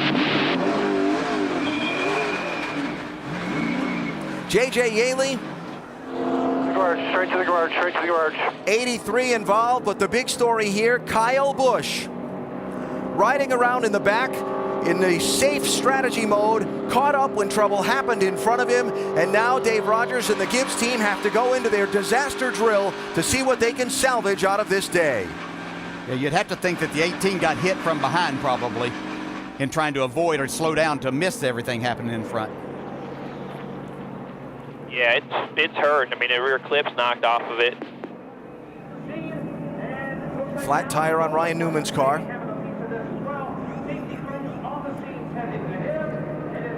Eric Almirola. There's Yaley. I think this happened right around the 43 and 83. And Alex Bowman. So Tony Stewart gets some damage to that from that inside wall. Here are the flat tires.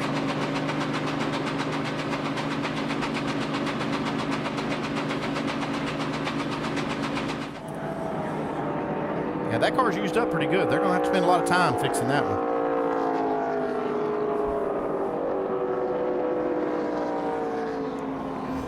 All right, let's see if we can figure out what happened. This probably comes from just a push that went wrong. Yeah, it looks like Almirola got into the back of Yaley, just at the wrong little angle and just pushed him in the right side. And Kyle Busch there in the smoke gets run into from behind, looked like by Austin Dillon, the 3 car. Looked like Kyle Busch was going to be fine, but when all the smoke, Austin Dillon not able to slow down and runs into the back of the 18. Now, was the 43 being pushed by the car behind Kyle him? Busch right there. Yep. He had slowed down and missed it and got run into by the 3 car.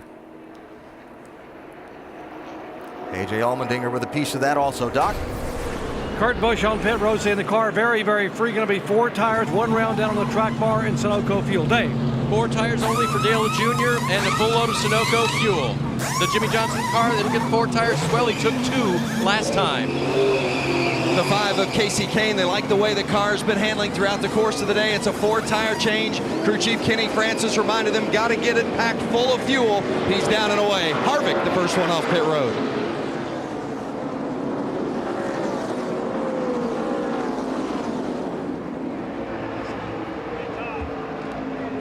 Dave Rogers there walking around the far side of the car, surveying the damage.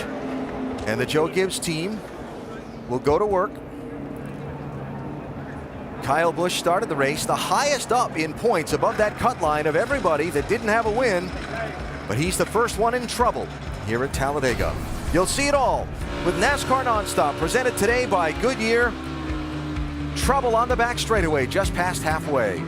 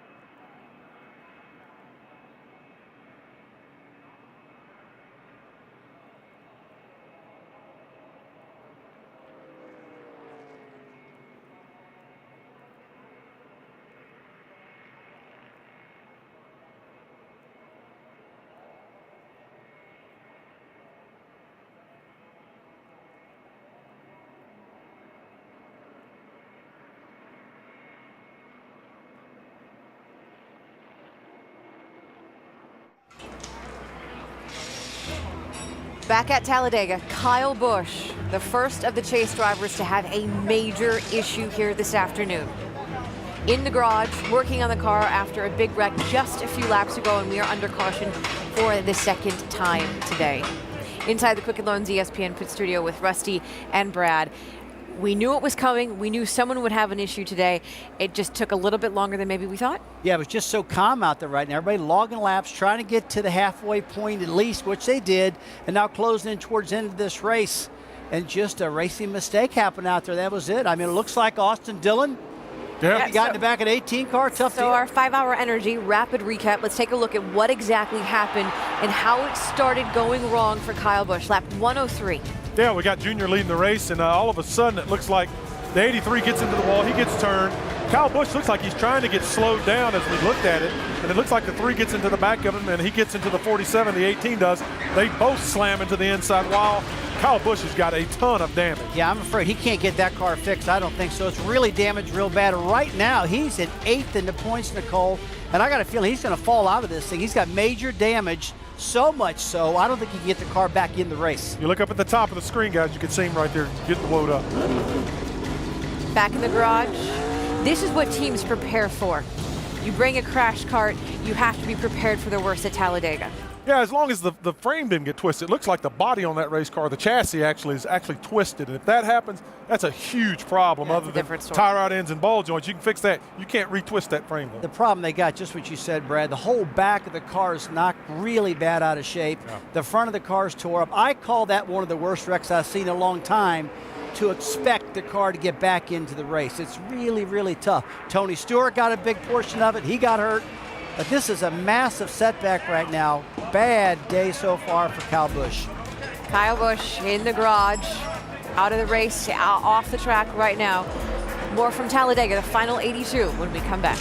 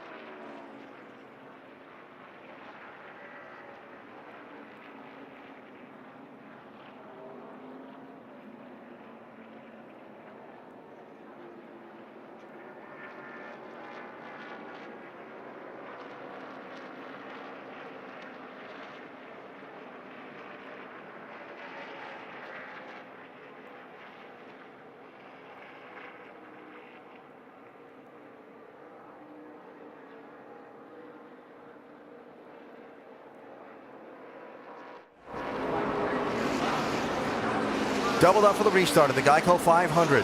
After a chase-changing moment for Kyle Busch, the 9-car accident on the back straightaway, and you saw the work going on the 18 car back in the garage area. Ryan Blaney, 12. Marcos Ambrose, 9. Blaney, the leader, choosing the outside lane for the restart. And we go back at it with 80 laps to go.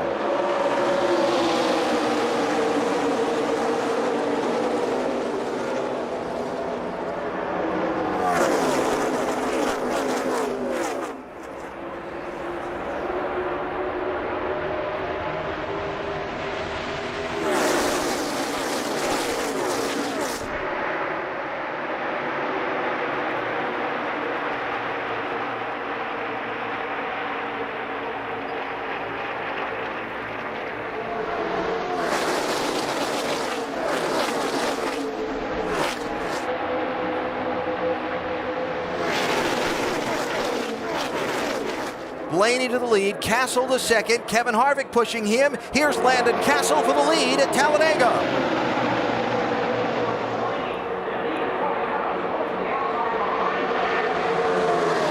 And he's got it.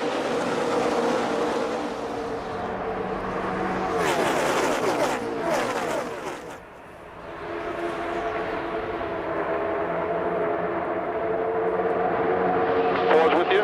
12's got lined up at the 88. They're 2 rows back. 1. 12's alongside the 4. They cleared by 2 on the both of them. Once again, just a great example that all of these teams that come here are part of this race, can get out front, can lead, and possibly win.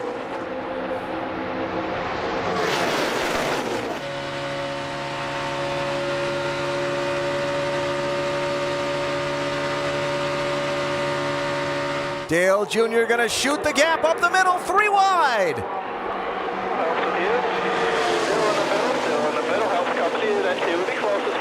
You're pretty tight there in your mirror. He would have won at lap 188, but we're not there yet. That was a heck of a move. Harvick through on the inside lane, Earnhardt Jr. on the outside lane, Keselowski right behind him.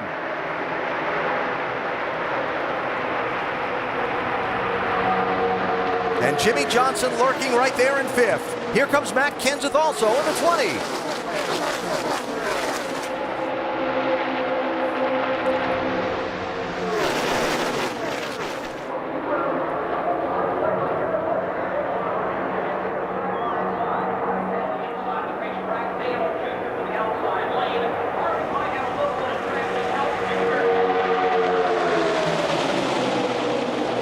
Junior by a smidge on that one. Wow. Down there, buddy. Call it 0-0-1. Yeah. By the scoring monitor.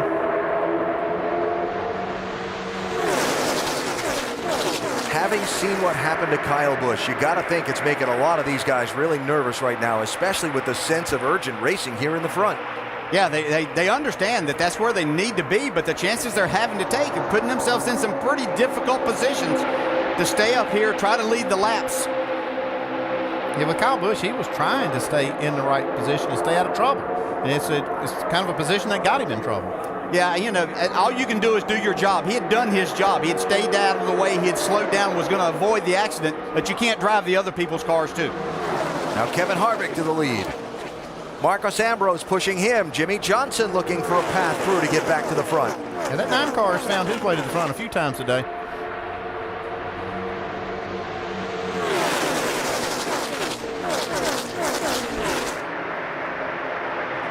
And still Newman, Gordon, Edwards, Hamlin hanging out at the back of the pack. Yeah, those drivers with Kyle Busch's problems, their job became a little bit easier here this afternoon. With Gordon and Carl Edwards, Denny Hamlin, they're going to be able to approach this a little bit differently, even be more patient than what they had planned on being. Denny Hamlin, the only one of them that's made a run up to the front in the race at any point, and ran all the way up to contend for the lead before dropping back again. And actually stayed out on one of the earlier cautions, led a lap, so he got that bonus point in his pocket. Now Jimmy Johnson outside of Kevin Harvick. Jimmy in the 48, Dale Jr. in the 88 just joining us have been extremely aggressive in pursuing laps led and the lead all throughout this race.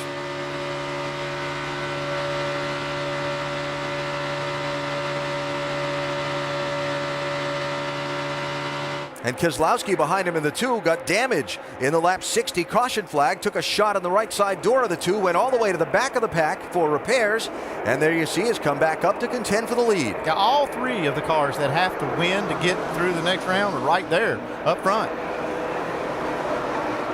Jimmie Johnson to the lead. Yeah, one of those 3 could possibly point their way by leading the most laps, finishing second, and one of those drivers hanging out the back, getting in the wrong lane or going backwards at the end of this race on the last lap. So you might have one of them, but it's going to be tough even with that. If one of those other 2 happen to win this race, that's going to take one of those top 8 spots away.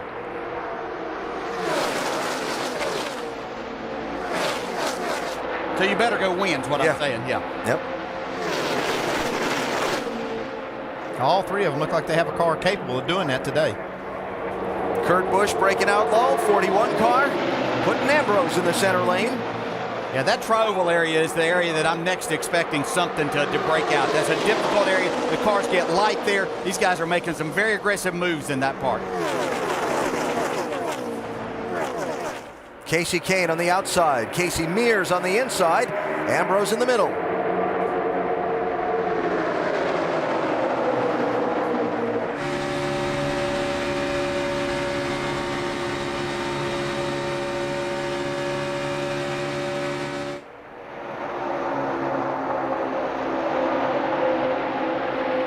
.73 laps to go.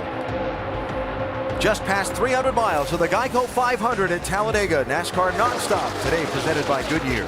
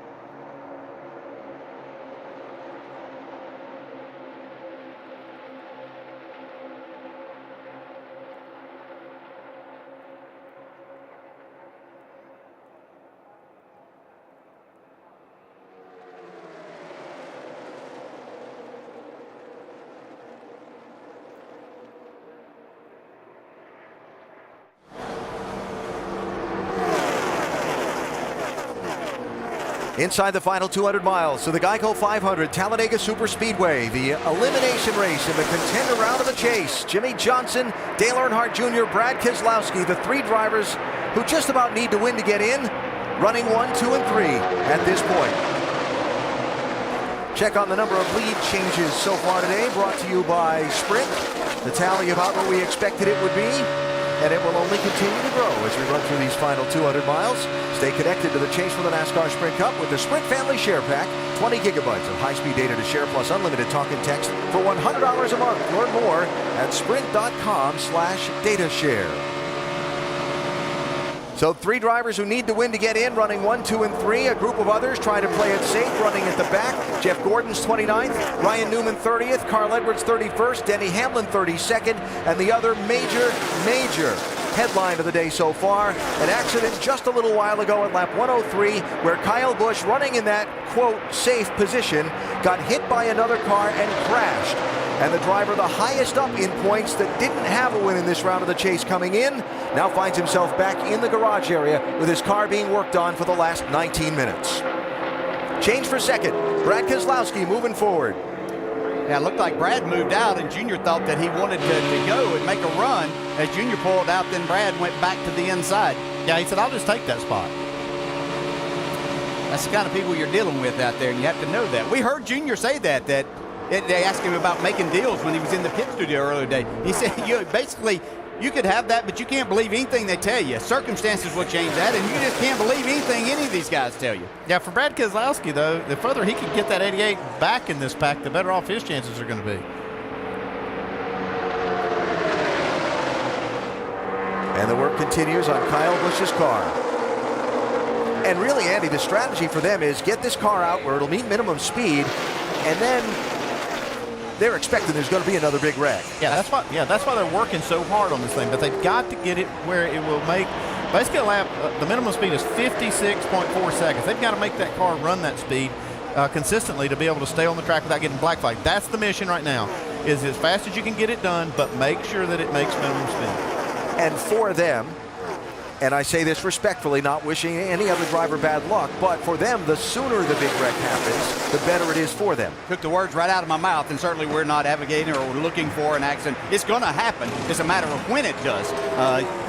It's just the racing's going to get too intense as this winds down. But for them to take advantage of that hard work and effort that they're making, they need that to happen very, very soon, probably, for it to do them any good. Brian Vickers here, about to be overtaken by the race leader's 55 car. He got some damage in that crash that involved Kyle Busch and Eric Almirola and J.J. Yaley and others. And the pole sitter for today going a lap down here.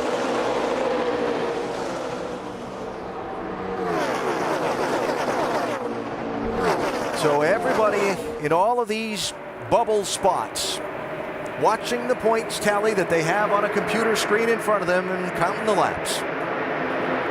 As of right now, if one of those guys were to win, we would be out because we're sitting in a P8 right now. That would be in, who's the one position ahead of me? 24 is 3 points ahead, 99 is 3 points ahead, 5 is 5 points ahead. So what Darian Grubb is pointing out to Denny is that by being in the 8th position in points right now, if Junior or Jimmy Johnson or Brad Keselowski wins this race, then that's another spot out of the top 8 that transfers through. Then there's only 5 positions on points, and you're sitting 6th right now. Yeah, and you can see just how dynamic that was. That was just a few laps ago that we heard that radio, and then by this time, Gordon now is plus 11, so it's moving every lap. It's hard to track really to the end of the race. And it will move significantly at the end of this race when Denny Hamlin and the rest of these guys decide to start moving forward and making up spot and changing spots. And that all they have to do is be patient enough to wait long enough that they can make all of that happen and not put themselves in too much danger. So Dale Jr., 88, tried the high line, couldn't get anything going, couldn't get anyone going, and now he's all the way back to 11th spot.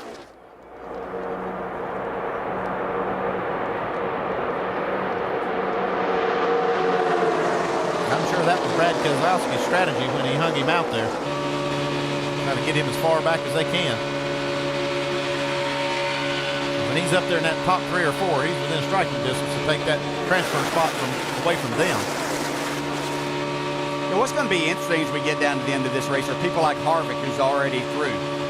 Marcus Ambrose wants to win a race, but who does he help? Who does he push? Who do these guys get that push from to allow them? Who do they choose as that person they're going to maybe push into the next round? It's a lot of power. It is. Or who do they back off of that rear bumper so they don't move on? There you go. A little ways from finding out. 62 laps to go now at Talladega.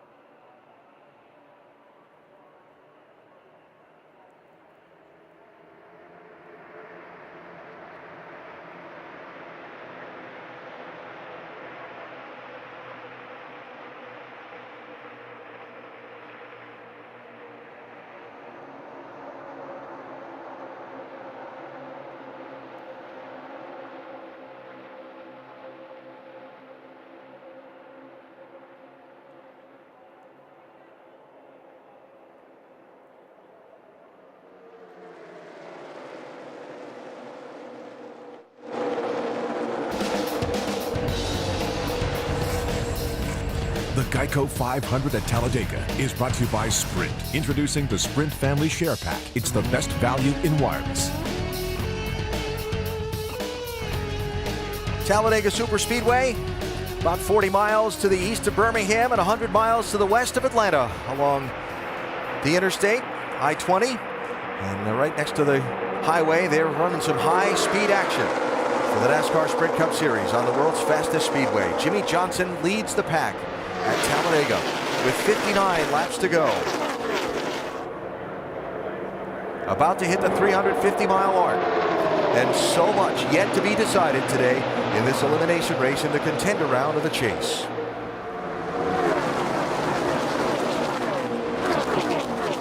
Okay, there's your lead lap.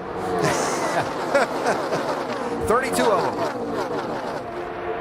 All running within 4 seconds.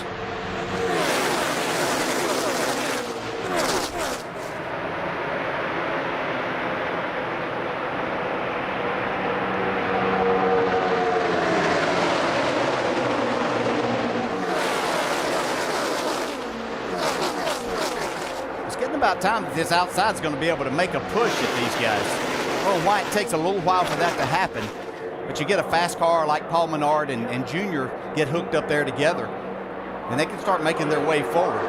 Caution for debris on the racetrack. Someone has just scuffed off the wall. There it is. Michael McDowell, that's wow. Just scuffed it. That's a hard hit. Yeah. Like a right front went down. Yeah, he had damage earlier when he got hit by the one car when he spun off of turn 4, so probably had a rub there.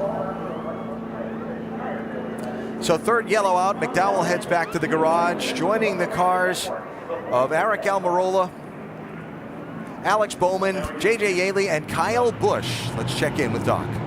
We're continuing on the front of the 18 car. We're with Joe Gibbs. And Coach, how badly was the car hurt and how close are you? It was really hurt. We had rear end damage. We got hit from behind.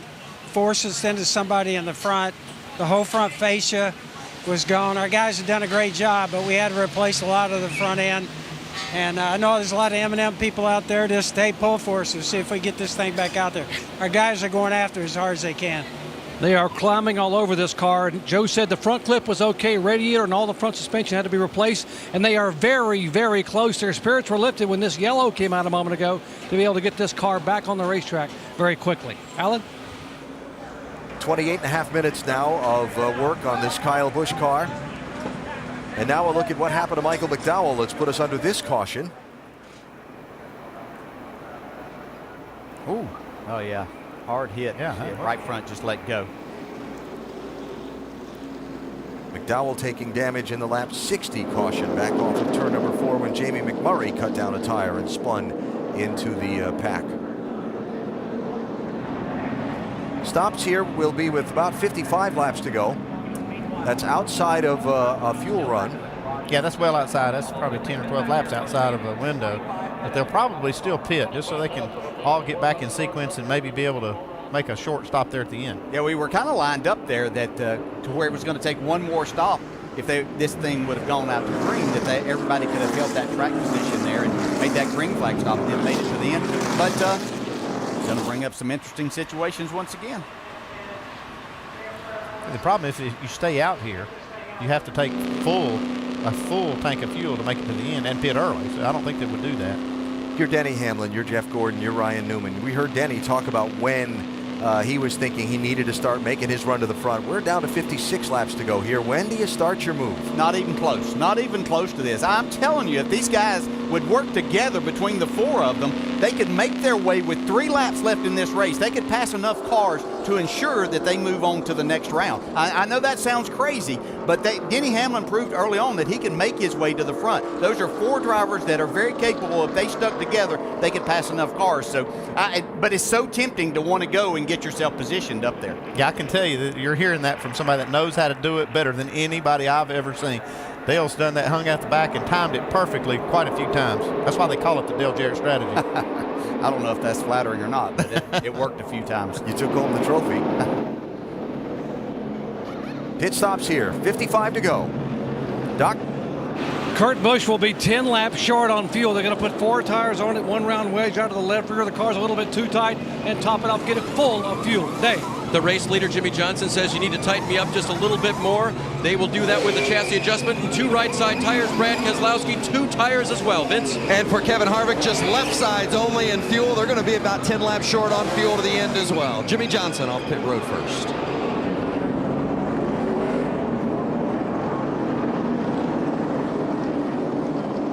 There the strategy and the scoring order off the pit lane. I think they set themselves up for, if it's under green, just fuel probably. Yeah, that's what you can expect. A restart and some more frantic racing from the world's fastest speedway coming right up.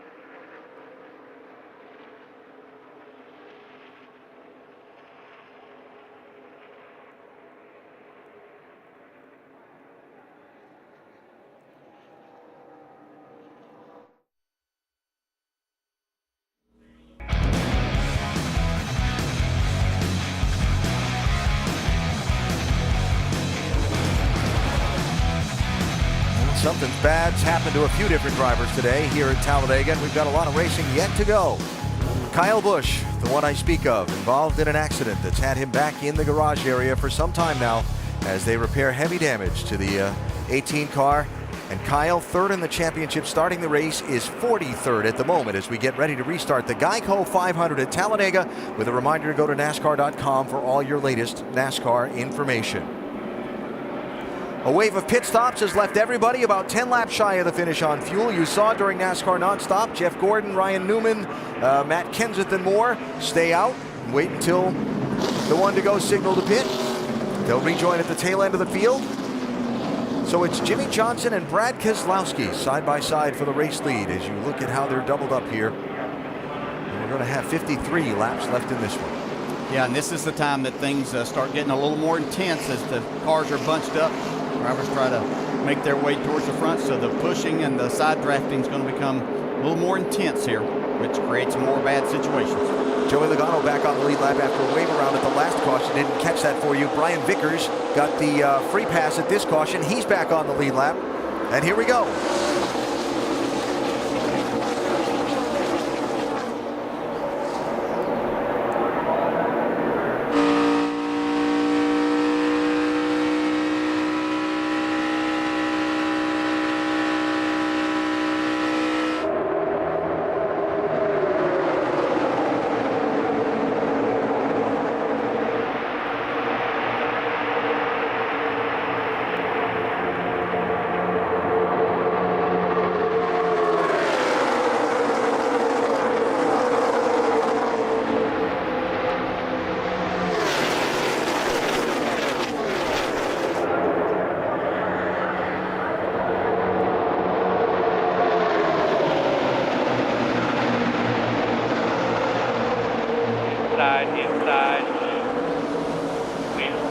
Jimmy Johnson outside of Brad Keselowski to try and stifle his run. Kevin Harvick took a peek. Johnson holds the lead. Look at Dale Earnhardt Jr. 3 wide on the outside.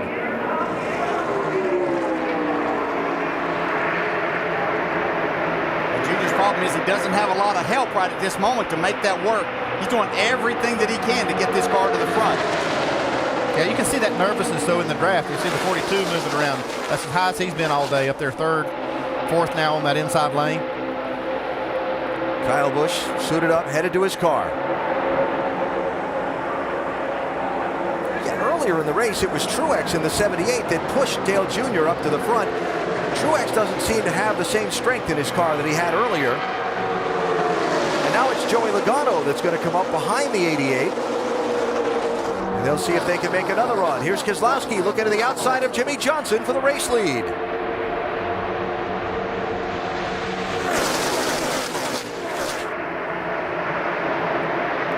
And I think that right now, you talk about Logano going out there with Junior. I think his motive in that is trying to get to the front to help his teammate, Brad Keselowski, who doesn't seem to need a whole lot of help. He got some nice push there from Paul Menard to get to the front. Now Danica Patrick slips up out of the pack in front of Dale Jr. Up front, Paul Menard trying to rally that outside line. Jimmy Johnson looking for whoever will take him back past that 2 for the race lead as Keselowski comes to the line, the new leader of the race. Brad had ideas of pulling up in front of the 48 there, but that was going to be tight. I don't think Jimmy was going to lift and let him have that for sure. He's all the way up against the wall. Car width off you.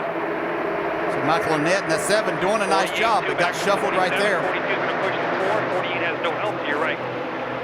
42-4 going to come to you. 48's kind of stuck on an island. 2 back behind him is open. Right side hard, dragging right side. 4 car jumped up in line behind the 48. That'll put the 42 in line behind you. 42, 9, 5 in line behind you. You guys are 2 wide, 6 rows deep.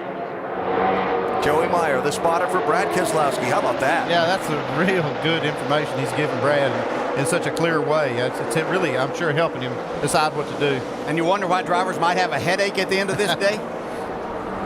The spotters probably do too. Yeah, for sure.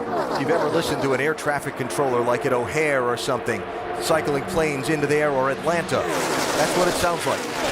The non-stop cadence. Yeah, Joey Meyer is a pilot. He's a pilot for Brad Keselowski, so he has that same lingo, that same cadence in the communications with ATC. Kind of what it takes here today to spot for these guys.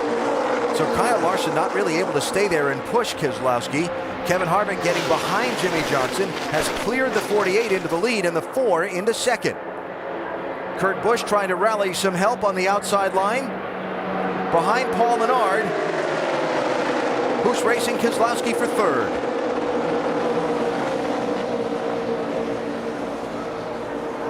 And Dale Jr. trapped behind Michael Annett, sliding further back.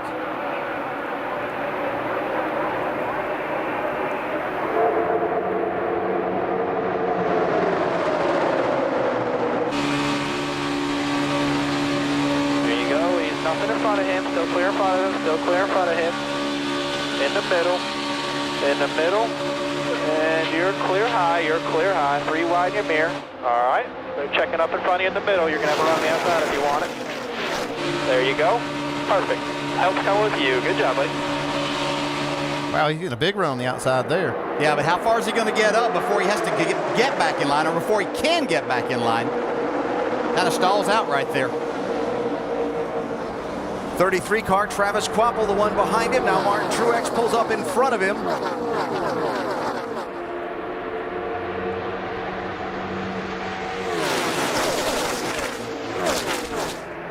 Aric Almirola's car is back on the track from that big accident before.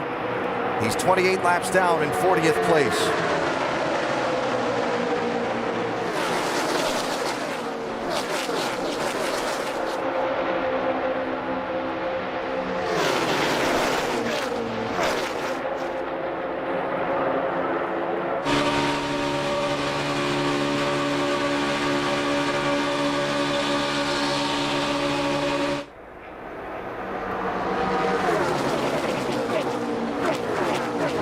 I don't know how this one's going to finish, but I could say pretty confidently it's going to be big. Jimmy Johnson leading. 46 laps to go at the world's fastest speedway in a crucial elimination race.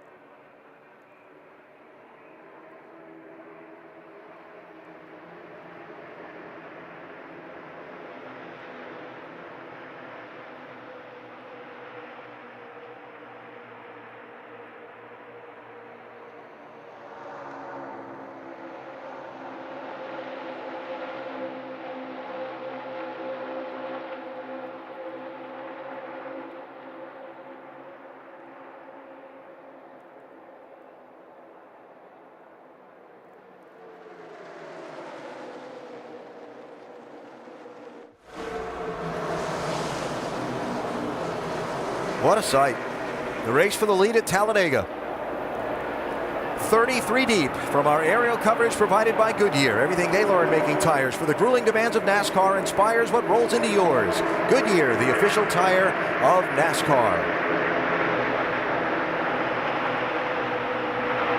Jimmy Johnson, 48, with Kevin Harvick 4. Behind him, Kurt Busch, 41, trying to pull up the middle lane, and Paul Menard, 27, trying to lead the outside line.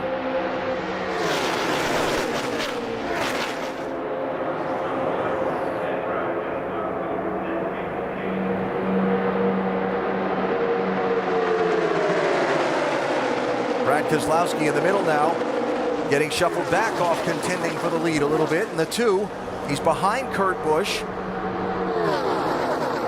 Probably not in a very comfortable spot. There's Casey Kane beginning to roll back to the front now in the 5 to the inside of Keselowski. Marcos Ambrose. Truex with a run in the outside lane. 78.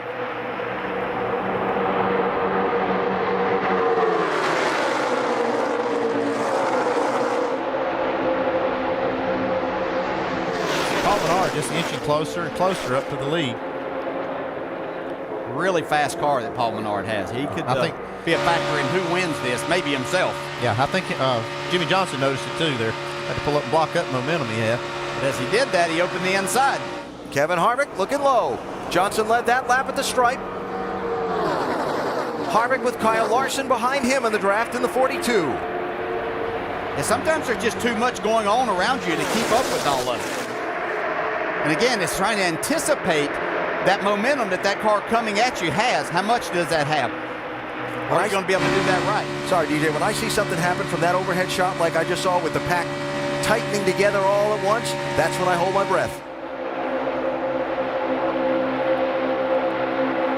That's when I wonder if the next word out of my mouth is going to be trouble. Yeah, and all it takes is that little bit of having to get out of the throttle or somebody not getting out of the throttle as somebody slides up in front of them. And it's just that slight contact.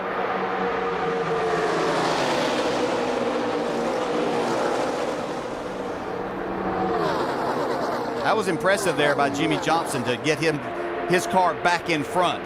He used a little push from Paul Menard to get back in front of Kevin Harvick. Yeah, Jimmy's doing an excellent job. He's got a really good car today. I think it's a little better than Junior's. He's had a lot of trouble trying to get back to the front. Yeah, he's not far from wrapping up most laps led and getting that bonus point. Don't know that that's going to benefit him today. Obviously, the win would benefit him much more. Looks like they've got that 18 car down on the ground, Jamie. Well, they did have it fired up, a very focused Kyle Busch behind the wheel, and now they just shut it off. So I asked the team what's going on. They said they wanted to warm up the engine, make sure everything is fine there. They're also working on the toe. The toe is knocked out. So more changes, more fixes. Right now, though, everybody's looking at the board. He's 4 points to the good in 8th place, and they're keeping Kyle updated.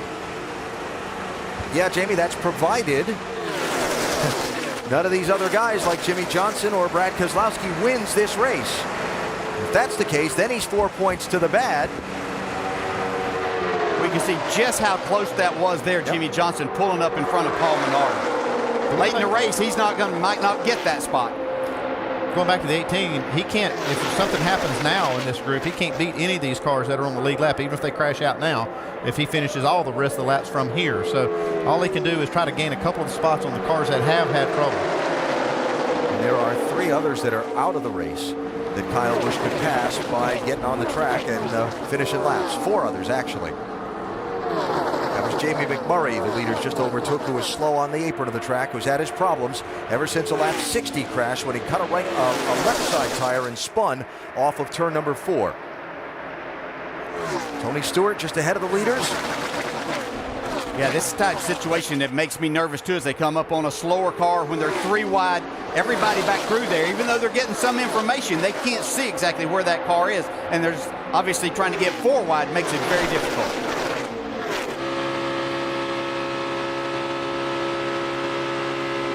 Tony Stewart giving us a good look at the lead from his bumper cam. Coming on him pretty fast.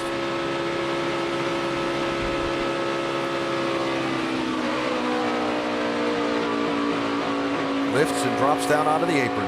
Yeah, that's a good move by Smoke there. It gives everybody room. He's been in that situation before and understands just the difficulty of that.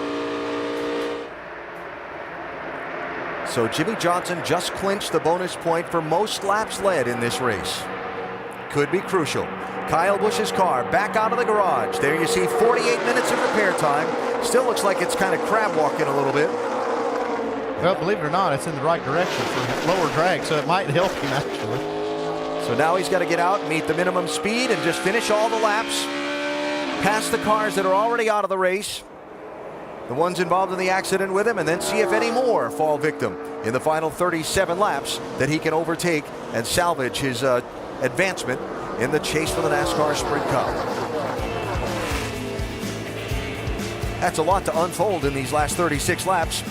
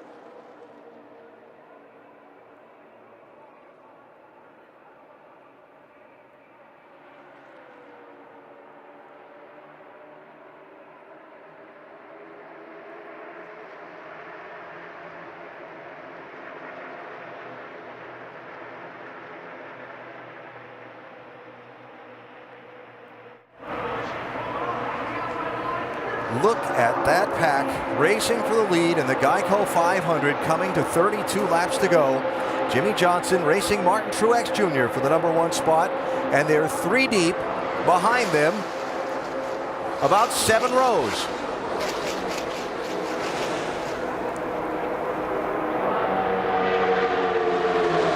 How about 4 wide?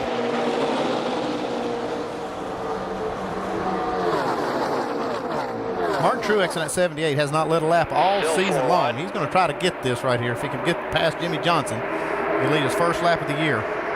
So his best opportunity there was to fall in behind the 48. It's a good spot to be in right now. And he did not lead that last lap, by the way. That was Jimmy. Greg Biffle, 16. One in the middle of the first 3 wide there, starting to roll toward the front. Biffle, one of the factors for the win here back in the May race. Back on May 4th. Been a place that he hasn't had a lot of luck at over the years, but certainly has been in the mix a lot.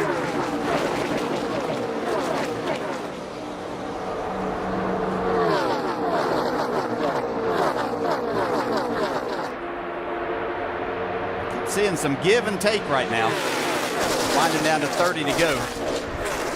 There's a lot of racing. Yeah, those holes are going to close up quicker, though. They're going to have to pit again for fuel. About 10 to 15 laps to go. They all want to be as close to the front as they can to make that stop, to make sure if they have a little glitch, they don't lose the draft. And frankly, just to try to stay up as far in this line as they can. Junior had a little bit of a bobble there up off turn 4. Now has a little bit of a run.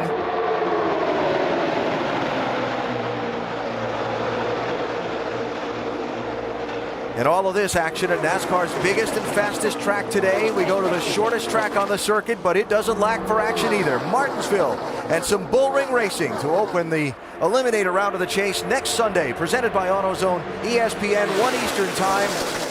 There'll be some fenders bent and some tempers boiling at the end of that one next Sunday in South Central Virginia.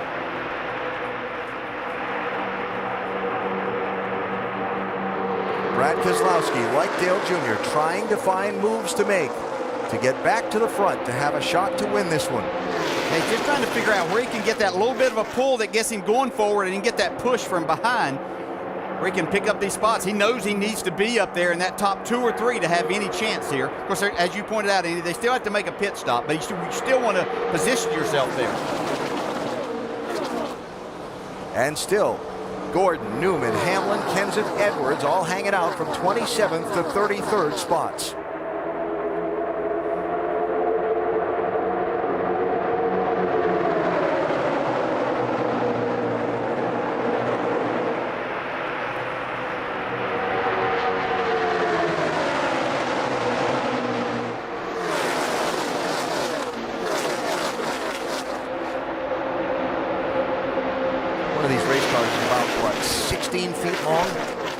How do you know that hole is not 14 feet versus 17 feet when you're making that move like that on Jimmy Johnson's part? Yeah, you don't completely. That's the chance, and that's the expertise of these guys in knowing that, and that's what creates accidents is whenever people do have a misjudgment in that.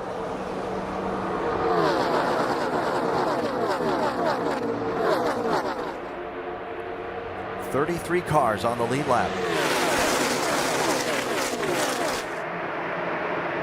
All of them within 4 seconds of the race leader. 27 lead changes through the course of the race. 16 different drivers have led. Jimmy Johnson has led the most laps. Dale Jr. has led the second most. Joey Logano, we saw him plowing up the grass on the front straightaway earlier. He's up here in the mix, running 10th or 11th, just depending on when you decide to look. Yep. Lost a lap, got it back. Trying to find a way to get to the 2 and see if he can be the one to push Brad Keselowski to the win. He's not far from him right now. Look away, Jimmy Johnson fans. Look away.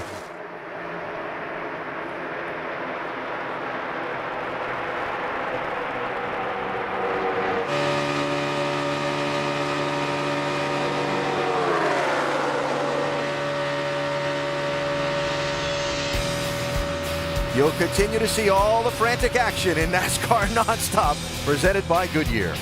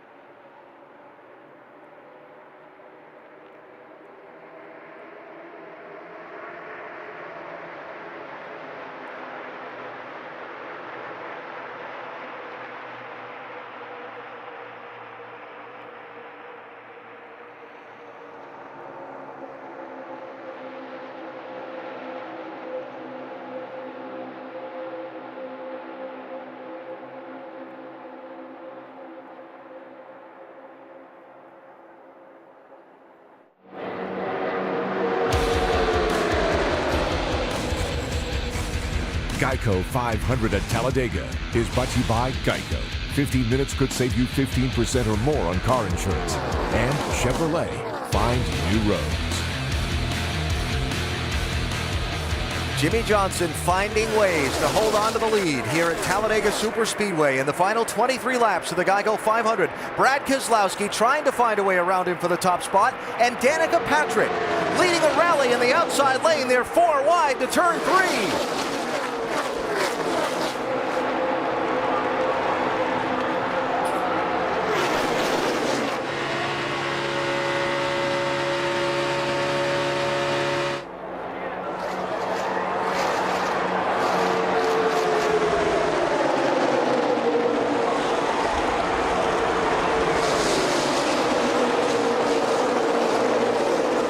Dale Jr. was up there racing for the lead, the way those fans just jumped to their feet.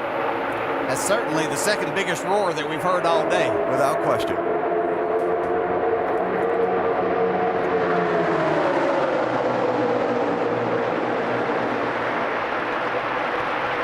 That side drafting thing. Talk to me about what you're trying to do there as a driver. You're Jimmy Johnson and you're moving over. Yeah, you're moving over to get against that car. What it does is the air there will put drag on that car and literally try to pull it back. You're hoping that what it does then, it sucks somebody to your rear bumper and you can get a push. Danica played that perfectly though. Tried to get away from it just a little, didn't allow Jimmy to put that full force there. Yeah, but I think she used it to get to that position too. She used it pretty effectively to get to that right side door, even to the 48, to take the lead. I think she's doing a really good job there. 21 laps to go. New leader, Danica Patrick. Jimmy Johnson looking for a way back around. What you have to do here as the leader is not give them too much of either side of it. If you give them too much on the bottom, then they'll make that run there. If you give them too much to the outside, wow, they're scattering right here. Travis Kvapil in that black 33 with pink numbers leading that inside group. Looks like everybody had to check up in the middle there somewhere. But they all got away with it. Kevin Harvick, the big loser in that exchange.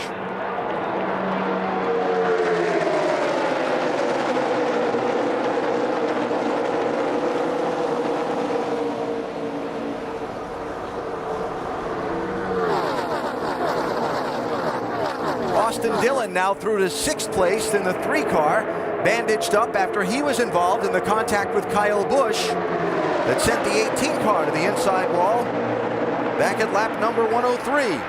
You can see the left rear quarter panel of that car. It's got some damage. Looks like it's almost acting like a parachute, that it might be hurting him. Not keeping him from going towards the front. A lot of bandage on that car. A lot of tape. Joey Logano has gotten to Brad Keselowski. See if the Penske teammates can make something happen in the draft. Well, Keselowski was a big loser too. When Danica took the lead, he had made a big move to try to get the lead from Jimmy Johnson, and that's when they went 3 and 4 wide. He was the one that kind of had to jump out of the gas for a minute, but he's got his partner there with him now.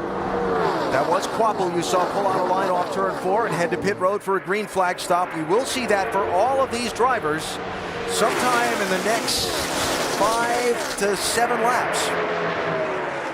That could get kind of dicey here too. We have seen in the past accidents happen as these drivers try to get to pit road.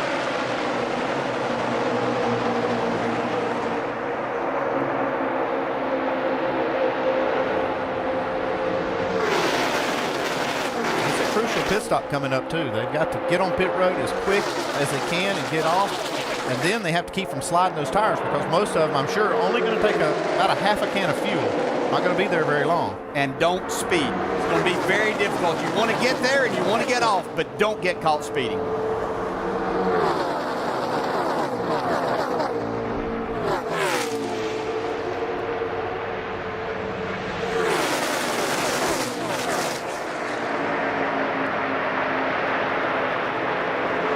You're Danica Patrick. You just passed the 6-time champion for the lead.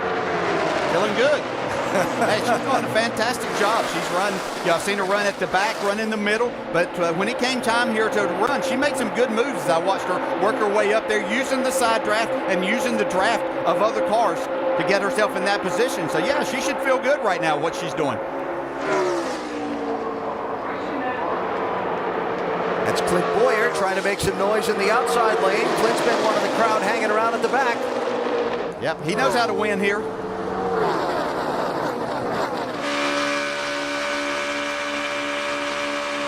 Clint been sporting his Kansas City Royals cap all weekend long, cheering the home state team on as they go to the World Series starting Tuesday night at the K.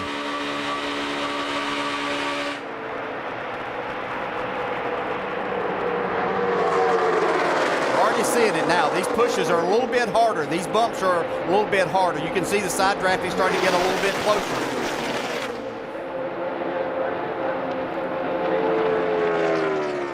When will the moves to pit road be made?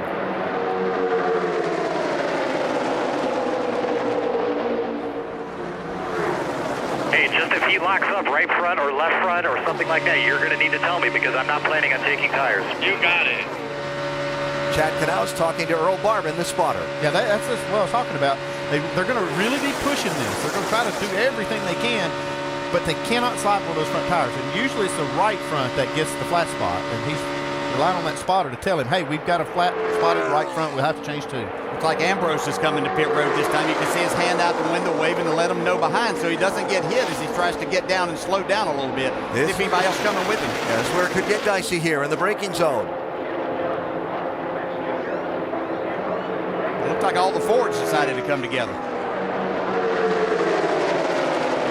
Ambrose, Keselowski, Biffle, Logano, Blaney. Doc?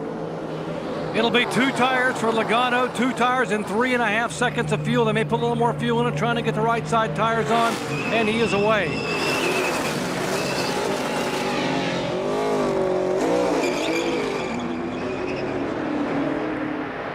So what looked like a well-orchestrated plan by some of the Ford teams to stop together, try and form a draft, and get back out.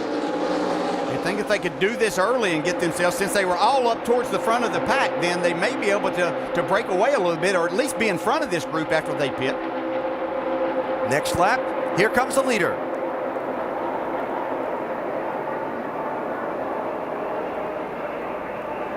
Oh, Kevin Harvick with some contact at the back of the pack, spun around. After this 43, you're clear. Just go ahead and donut it around. Dave? Talking fuel only for Jimmy Johnson, but he will get a chassis adjustment. The car was too loose. Me as well. Fuel only for Danica.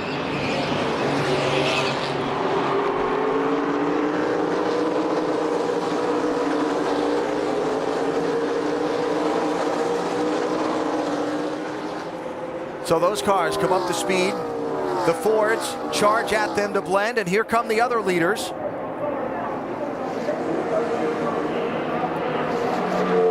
Got one spinning on the apron of 1 and 2 coming off the pit lane, trying to get up to speed. Caution is out. Caution is out. Kyle Larson spun coming off the pit lane, and the yellow flag is out before all the green flag pit stops have been finished.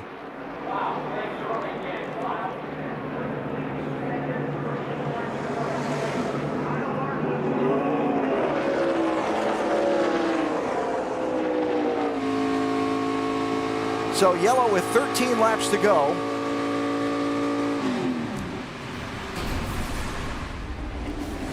And watch Larson here as he's a part of this group. Now, 1 red. Spin outside, you're all right, you're all right. Pull the door out, he just got hit right there above in front of the right rear. In front of the right rear.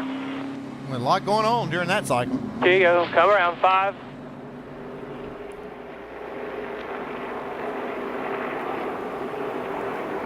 It looked like the 7 of Michael Annett got into the back of Kevin Harvick as they had to check up there. Yeah, one thing that happened right there is Danica slowed everybody down. She checked up just a little bit more than I think they were expecting as they hit pit road, and it jammed everybody up. And now this is going back off the pit lane on the apron of the track. Outside. Yeah, he's down on the real flat of the track there. He had someone to his outside and couldn't get out there where there's a little bit of banking. Right, and that is the dirtiest part down there, too. Yellow's out.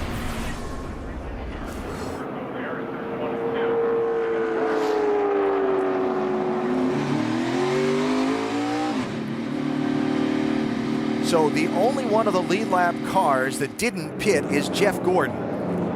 In a normal oval track race, you'd say, boy, that's a disaster. But he's been running around at the back, and that's where he's going to end up for this restart anyway, though on the lead lap. Yeah, not what we needed. I was afraid you're going to say that. I think that was a big break for like Ryan Newman and a couple of cars that were on pit road when the caution came out. Field slowed down, so they were able to get positions on them. Yeah, got a lot of track position. Yes, a lot of track position. Jeff Gordon is going to pit here from the lead, and then he'll end up back somewhere around 30th place by rejoining at the end of the field. And again, that's where he's been running anyway. Still not a disaster. They weren't going to come till inside 10 laps to go to start making their way forward, so I don't see any problem with them. Here, by doing this, they'll be able to put tires on this, get plenty of fuel in case there's a green-white checker, which is a good chance of. So yellow out for the 4th time in the race here at Talladega. Yeah, the group of cars is Cole Witt, David Gilliland, Ryan Newman, Trevor Bain, Landon Castle, and David Reagan that were on pit road when the caution came out. And that was just a big break for them. It's going to put them right in front of Danica Patrick, who was the leader and the leader of that group coming off of pit road. So pit road open here, and it will be a lonely sight.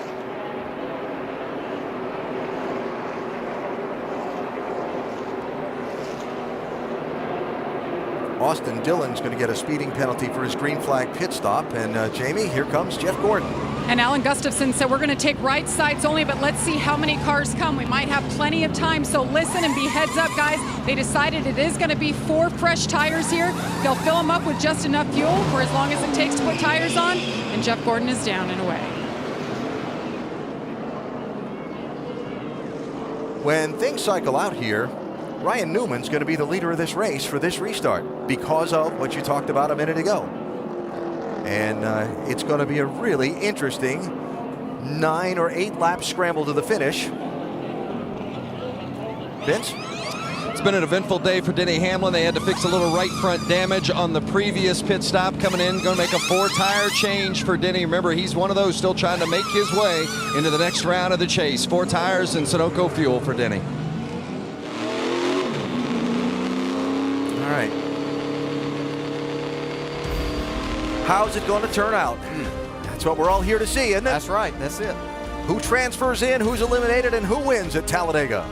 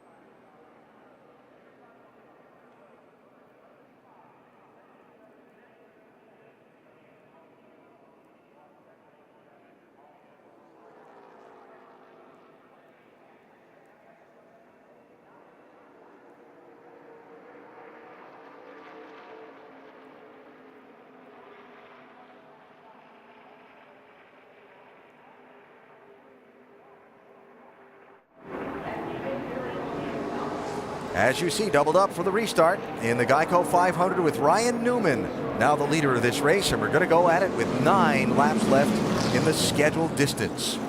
How many of these positions in that right-hand column will change in these final 9 or so laps? Positions going to change. I don't know about all of that and what's going to transpire with that, but there's a lot of positions getting ready to change on the track. Yeah. And of course, the biggest one, who wins, and how does that change the number of those spots available in that bubble? Looking down on beautiful Talladega from our aerial coverage provided by Goodyear. Everything they learn making tires for the grueling demands of NASCAR inspires what rolls into yours. Goodyear, the official tire of NASCAR.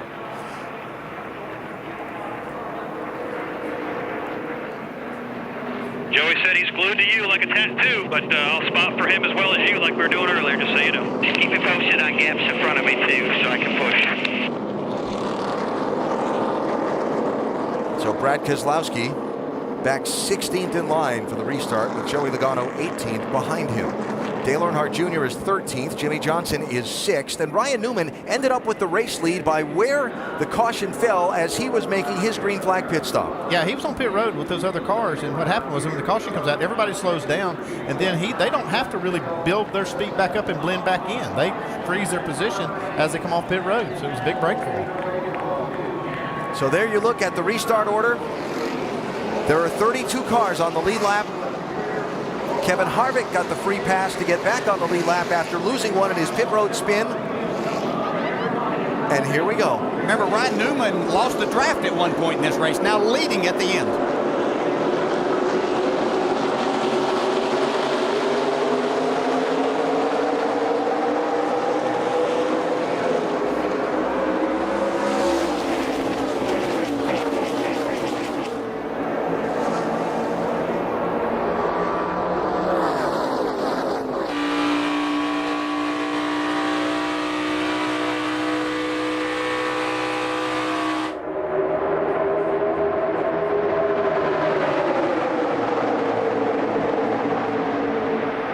Dale Jr. on the inside trying to make a big move. He's got to make something happen. Yeah, winning's the only thing right now that's going to matter to him, along with Jimmy Johnson.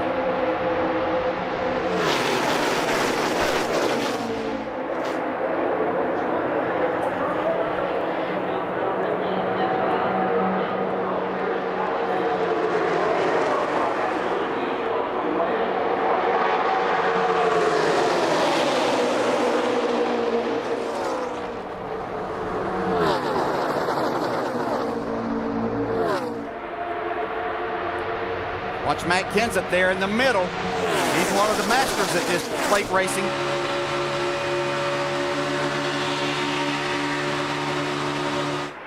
You get hit that hard, though, it's out of your hands. Newman trying to figure out which lane to block. Jimmy Johnson with a run to the outside. Better block that 48. Brad Keselowski with him. Joey Logano tucked in the draft also.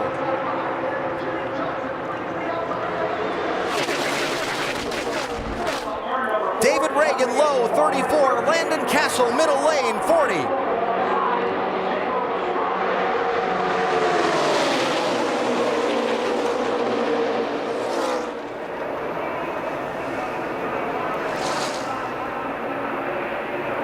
Jeff Gordon trying to make moves. He's up to 16th place. Carl Edwards still riding around in 30th. Denny Hamlin, 27th. 4 wide.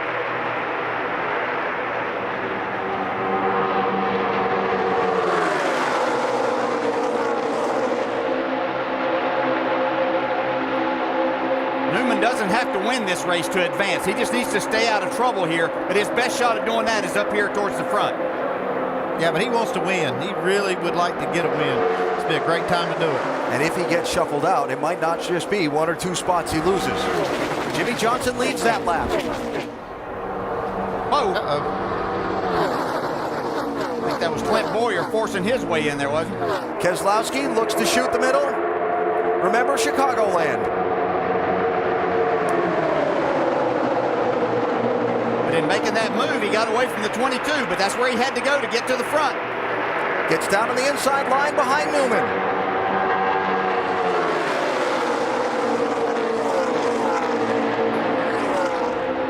Hoping he can shuffle Jimmy Johnson back and have a shot at racing Newman for the win. Here comes Keselowski looking low.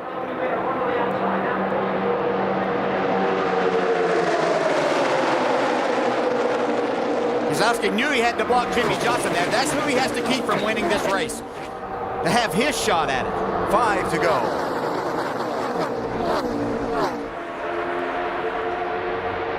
Boyer to the inside. Whoa. Trevor Bayne getting knocked around a little bit. Hangs on to it. All right. Wow, Jimmy Johnson makes some aggressive moves in the crowd. There comes Logano to help the 2 car now.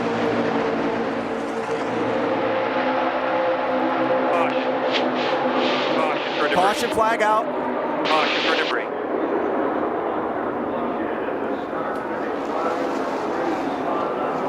And we're not done yet. Wow.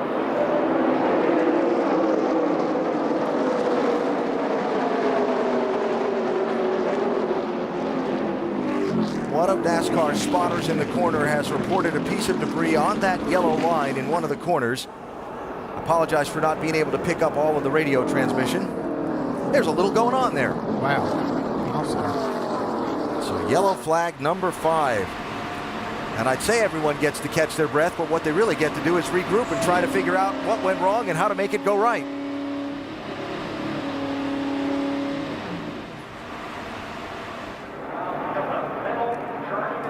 Now NASCAR's going to have to sort out in what position everybody was when that caution was thrown, because they were 3 and 4 wide there. And so remember that and there's something on Joey Logano's car. That might be what they were looking for. That's a piece of metal. Yeah, that's not good for Logano. See if you can suck a little piece of debris off the grill there. See if he can run up on the back of his teammate and knock that off. So remember that the way that the timing and scoring system works, and now who picks it up, that thrown down to the apron. At the moment the caution is called, David Hoots, the race director and the managing event director for NASCAR on the tower, presses that button that triggers the computer system, and under a yellow that's not after the white flag, the moment that each car crossed the last scoring loop on the racetrack is the one that determines their running position. That running position already being called out on the race control radio to the spotters so they know how to align their drivers. Of course, on the last lap after the white flag waves, they go back to video replays and so on to determine where everybody was at the instant the caution was called, which might just come into play yet.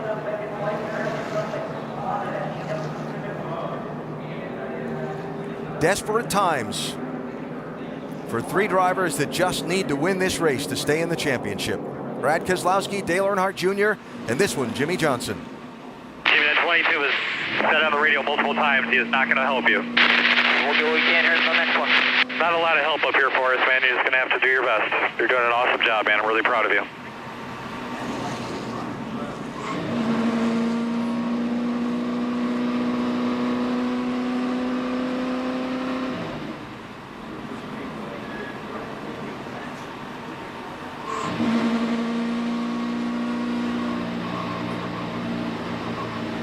Check downstairs in the Quicken Loans CSPN pit studio. Nicole? I was just checking my heart rate a little bit down here.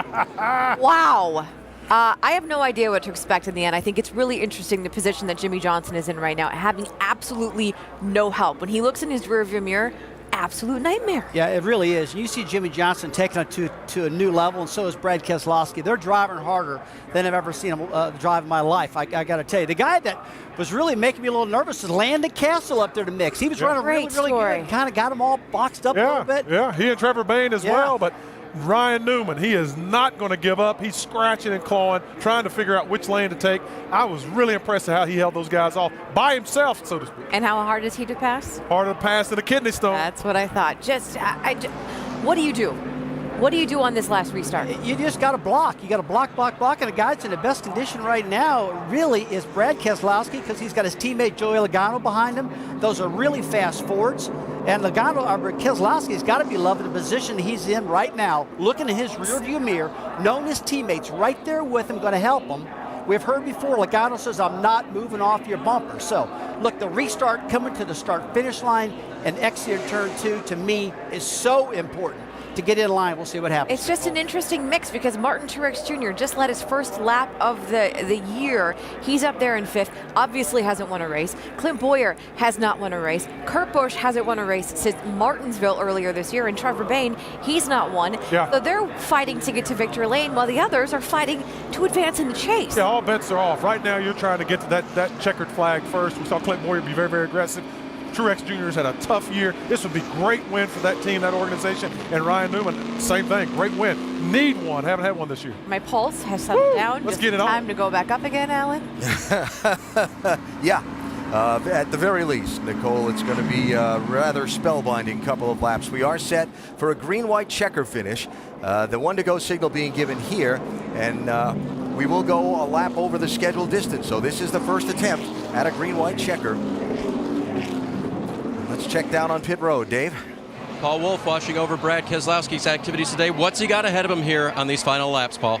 Well, he's done a great job all day, and the whole team has all weekend on this Reds Ford. And all we can do is ask for a shot coming down to the end, and we're in position right now. So it's just all about who helps who and what lines go. So we know he's really good at this, and we're happy to have him behind the wheel. Remember, he's got one teammate out there that can help him for sure. Ryan Newman made a good decision by taking the bottom on this restart as the leader, because if he hadn't done that, he would have had the two teammates lined up on the inside. It's a good way to split them up. And there you see, the last 4 times we've had a green-white checker finish here at Talladega, the leader at the scheduled distance was not the winner that took home the trophy. Vince? With Luke Lambert, he's the crew chief for Ryan Newman, and there was some discussion as to which lane Ryan was going to take for this restart. How'd you decide on the bottom? Yeah, I think that it's a little bit safer. You can control your destiny a little bit on the bottom. It's the shortest distance to get there, and it puts you right on the line. I think it helps the best. How concerned are you about who you might or might not have to work with on this final restart? Yeah, I mean, obviously the 22 is behind us, so he's not going to necessarily want to push us by the 2, but we'll see how it plays out. Thanks, Luke. Alan? All right, Vince, thanks. So you've heard from Keselowski's team. Dale Jr.'s all the way back in 16th for the restart, and there's Jimmy Johnson in 4th. That are probably solid and don't need to do anything stupid are going to be the 5, the 99, the 11, the 20. Those guys aren't going to do us any good, I would imagine. 78, 15, 41, 21. Those guys are going to be aggressive. 78, 15, 41, 21. DJ, Andy, you've been making all those racer hand signals to each other up here. What are you seeing? I think it's just a matter. It's the 22 and the 2. Are they able to get together quickly? And does Jimmy Johnson get any help here? Ryan Newman, he really can't take too many chances. Bad as he wants to win this, he just needs to finish with no trouble. Green-white checker attempt number 1. Could be up to 3 attempts at it, but if the leader gets back to the white flag, the next flag ends the race, be it caution or checkered. Here we go.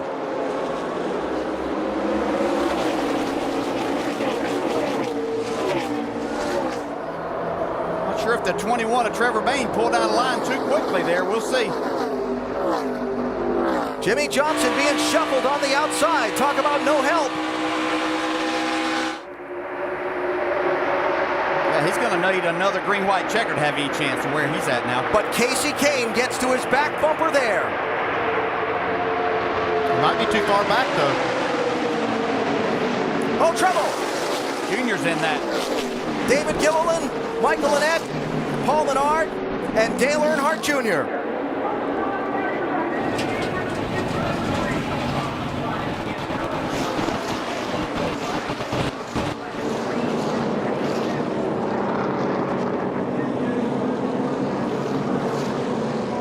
Okay, bring it to us then. Get tires on it, guys, and fender's clearance.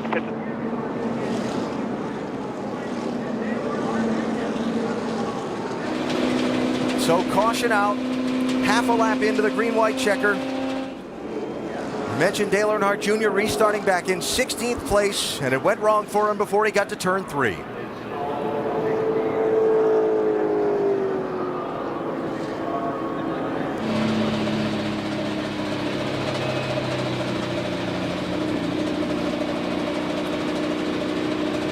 Not bad, Stevie, not bad.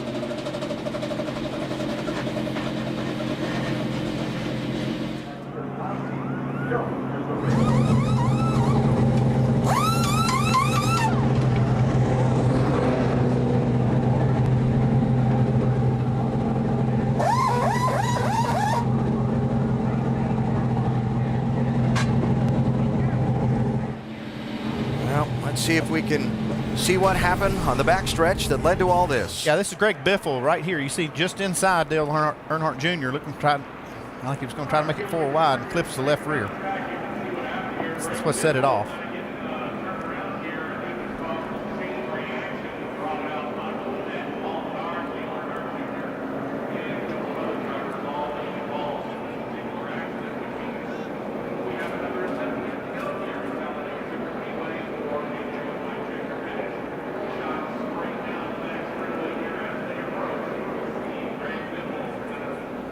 Just looking to see Carl Edwards and Jeff Gordon there.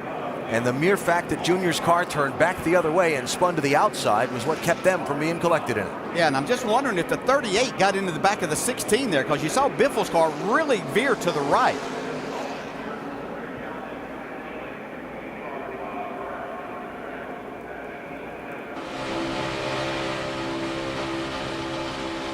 Two inside. Your lane's rolling good. Your lane's rolling good. Keep coming there. All right. Keep coming there. Just one more car coming, buddy. Hold it right there. Hope we don't get you here. You're good. And you can see from that angle that the 38 did get into the back of the 16, and as he was trying to change lanes a little bit, his car was already pointed that way and sent him over into the 88.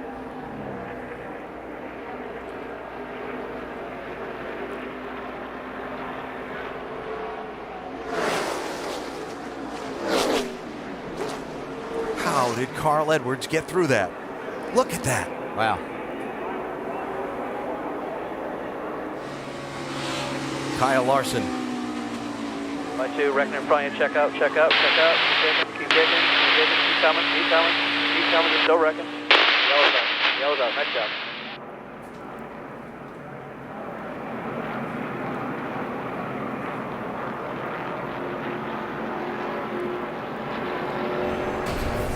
Well, Dale Earnhardt Jr. knew that he needed to most likely win this race to have a shot to advance and continue on in his championship hopes. And now he's been put in an almost impossible situation because he's going to be at the end of the line with a damaged race car and just 2 laps left.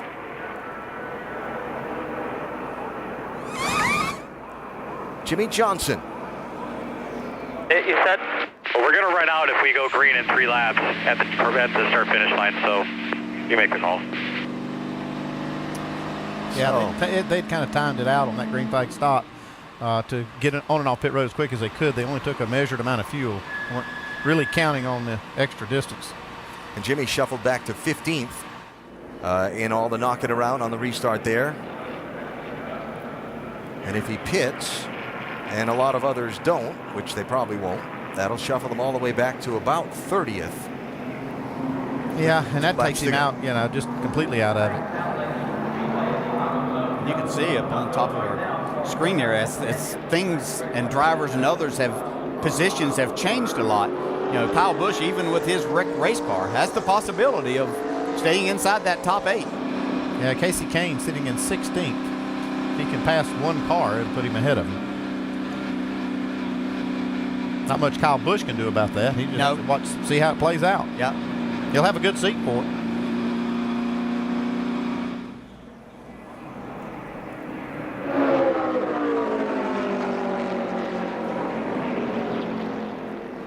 That pretty well sealed the fate for Dale Earnhardt Jr. though. He won't make it past this round. And when he visited with us before the start of the race today, he talked about how aggressive he needed to be and how at ease he was with what it had come down to because of the way things had gone wrong for him for the last couple of weeks. And boy, he sure was aggressive early in this race and driving the wheels off that thing to try and stay up front and contend for the win. It just looked like somewhere in the middle of the race, the performance of the car fell off a little bit where he couldn't stay up front. Yeah, what we'd heard through some radio transmission that it was loose and loose in, and I think that's why we couldn't see him make the way up to the front like he did early in the race. Car was just a little too free. Can't be aggressive, even though you don't have to get out of the throttle. You can't be aggressive with the car in these drafts and in all of these 3 and 4 wide situations to make that extra little move you need to make. Yeah, sometimes you just have to take it and turn it straight left to get to a point of where you're going to get some help. And if that car's loose, you can't do that. There's just nothing you can do or you're going to crash. So they clean up all the debris, and then we'll line them up and go again for the second attempt at the green-white checker finish.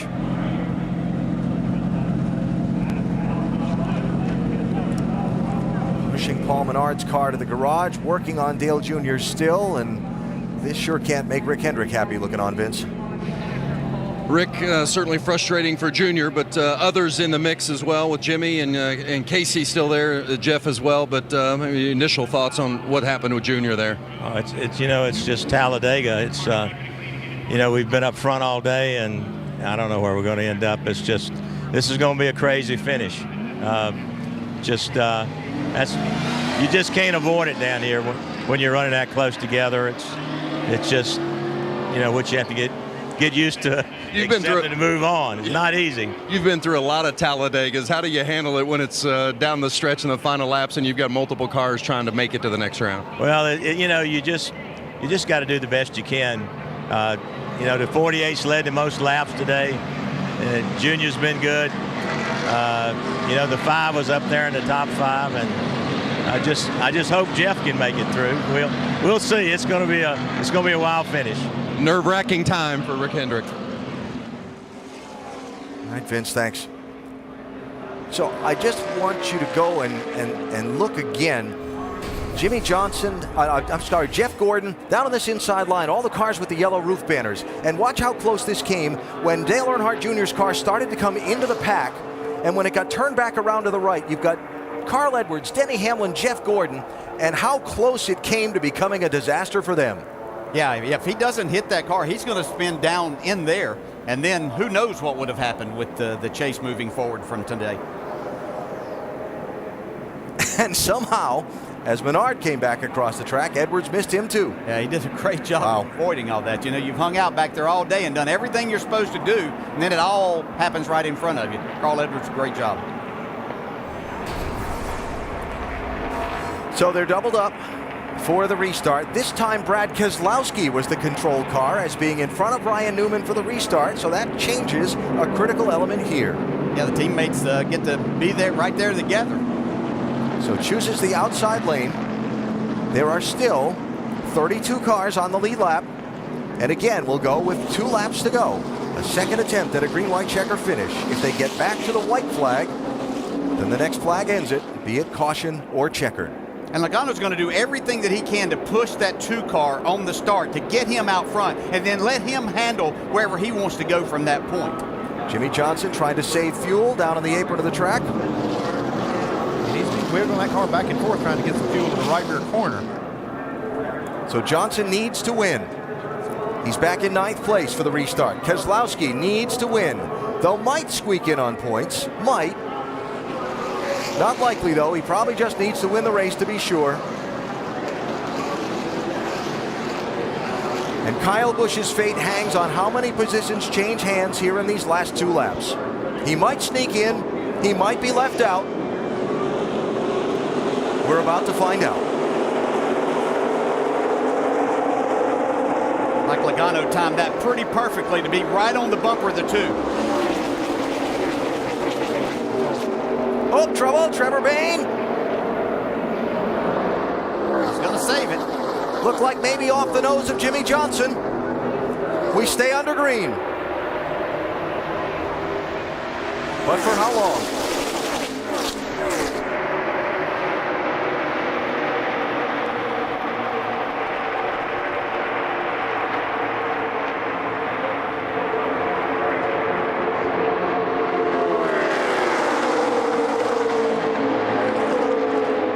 Keselowski's clear of Newman. Now Kevin Harvick makes a run to the outside lane. Matt Kenseth was pushing him. Logano to block. That's left his teammate out there all alone, though. To the white flag. Ryan Newman to the outside of Keselowski. Newman leads at that line. Who leads at the next one? But you got to get back to the front because a caution could happen and you could be out of luck.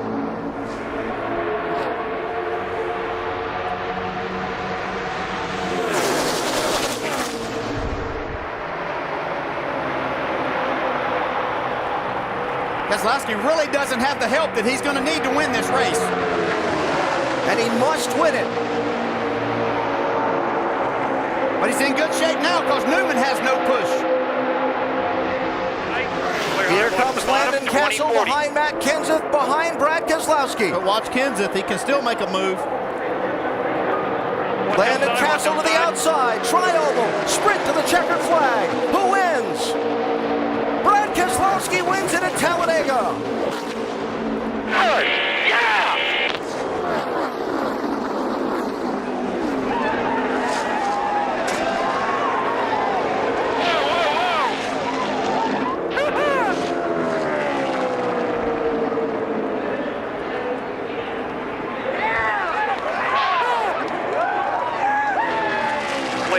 Victory lane.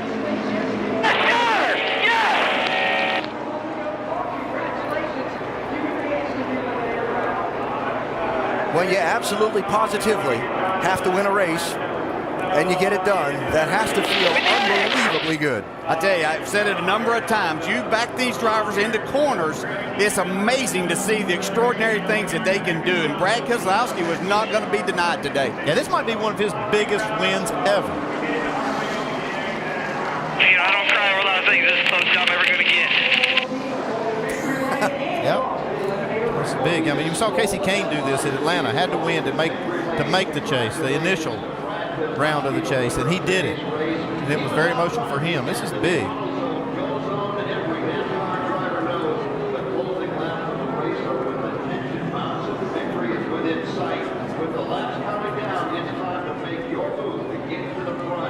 That was quite a drive that Keselowski did. They were 3 wide behind him. How do you choose? Which one do you choose? Who's coming the fastest that you need to block? He blocked them all. Yes, he did. I really thought he was out of luck on the back straightaway because he didn't have the car there that he really needed to push him. Now, what NASCAR is doing is checking the photo finish camera, confirming finishing positions, and therefore the points to double check who's eliminated and who advances. It's very close at the bubble. Brad Keselowski winning ensures he moves on. And we can pretty well confirm that both Jimmy Johnson and Dale Earnhardt Jr. will be eliminated by not winning in this one. The spoiler angle check down at the entrance to pit road where all the cars have to go.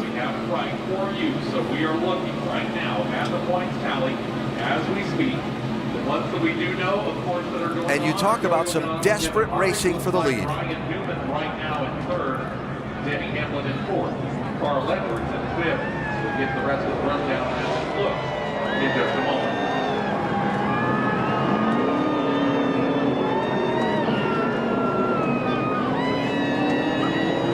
See the damage on that right side where he was involved in that early race accident. Extremely lucky not to get any more. Yeah, almost taken out right at that point in time. A hard hit into his door. Our Goodyear superior performer. And why not? Absolutely. Doesn't get any more superior than that for sure. So I started to talk about the desperate racing for the lead on that last green-white checker. Watch the moves that Keselowski made to try and get around and keep Ryan Newman behind him. Yeah, Newman made a great run down the front straightaway through the tri-oval to get the lead back there. Keselowski was clear for just a minute, but Newman had a run. Whoa.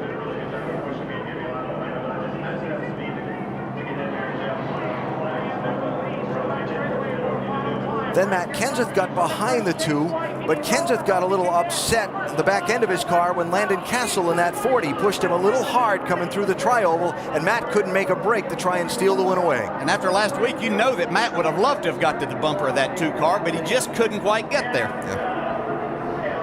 Watch the back end of the 20 here, the white car. See, just a little upset. But isn't it ironic that Matt Kenseth pushes Brad Keselowski to the win?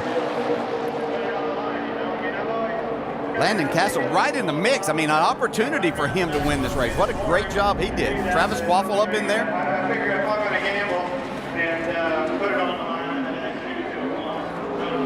line. Well, disappointment for Dale Earnhardt Jr., Doc. He climbs out of the car, finishes 31st. He finishes 31st here today, and getting out talking to Stevie Letarte and talking about what happened on the racetrack. Junior, looked like you had a really good car, led some laps. What happened on that restart where you got turned? I don't know. I'd like to see a replay of it. We was just running along there behind the 5, and I don't think I changed lanes or anything. I was following him on the outside and just got hooked in the quarter panel We had a real good car most of the day. We got real loose on one run, kind of shuffled out. I'm going to show you what happened here on the restart. I guess the 16 moved up into us or something there. I thought I was sort of going straight. I don't know if we were 4 wide or whatever there, but hard for the spotter to help me back there if is there anything else I could have done. But we was just sitting there running straight there, and it's just hard racing. That's the way it goes at the end of these races. We weren't in a good position there in the back. Yeah, looks like he guys kind of hooked me a little bit. Maybe I came down, I don't know. It looked like you had a good car. You were trying to draft up there with a 27, but the car didn't seem like it wanted to suck up. Was there an issue with the car? I ain't real sure, really. We had some red gauges there.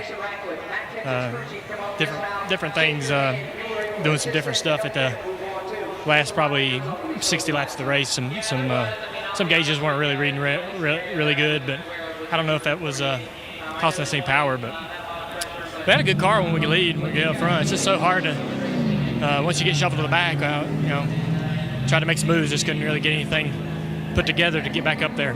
You began the year with the Daytona 500 win, had a great year. You were talking about what a good year you guys were having, but you don't move on in the chase after today. Your thoughts? Well, we'll just go try to win some more races for the years out. That's all we got left. All right, Dale Earnhardt Jr., you can see that the emotion, the disappointment, and obviously a little bit confused as to what might have happened with the car. Vince? Disappointment down in his teammate's stall as well in the 48 of Jimmy Johnson. You led the most laps today. It looked as though you had a good car, but ultimately, what was the difference at the end?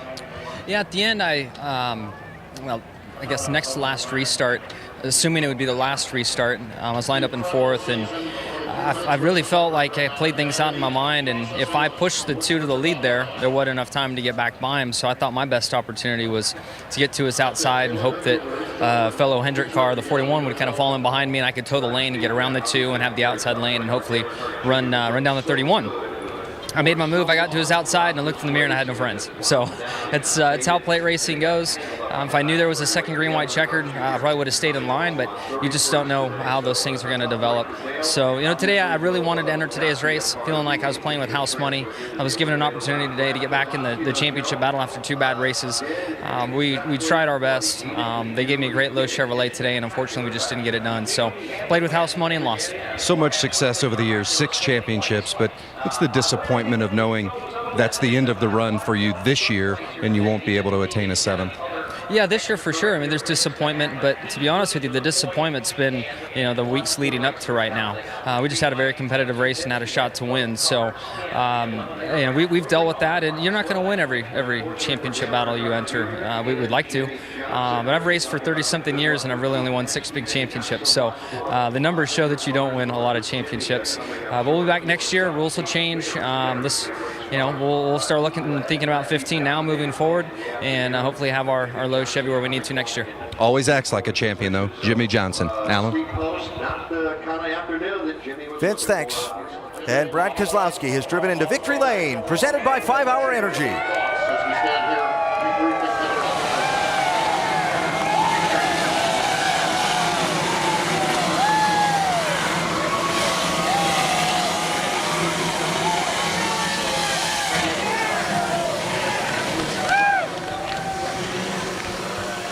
Well, there are a couple of different ways to move on,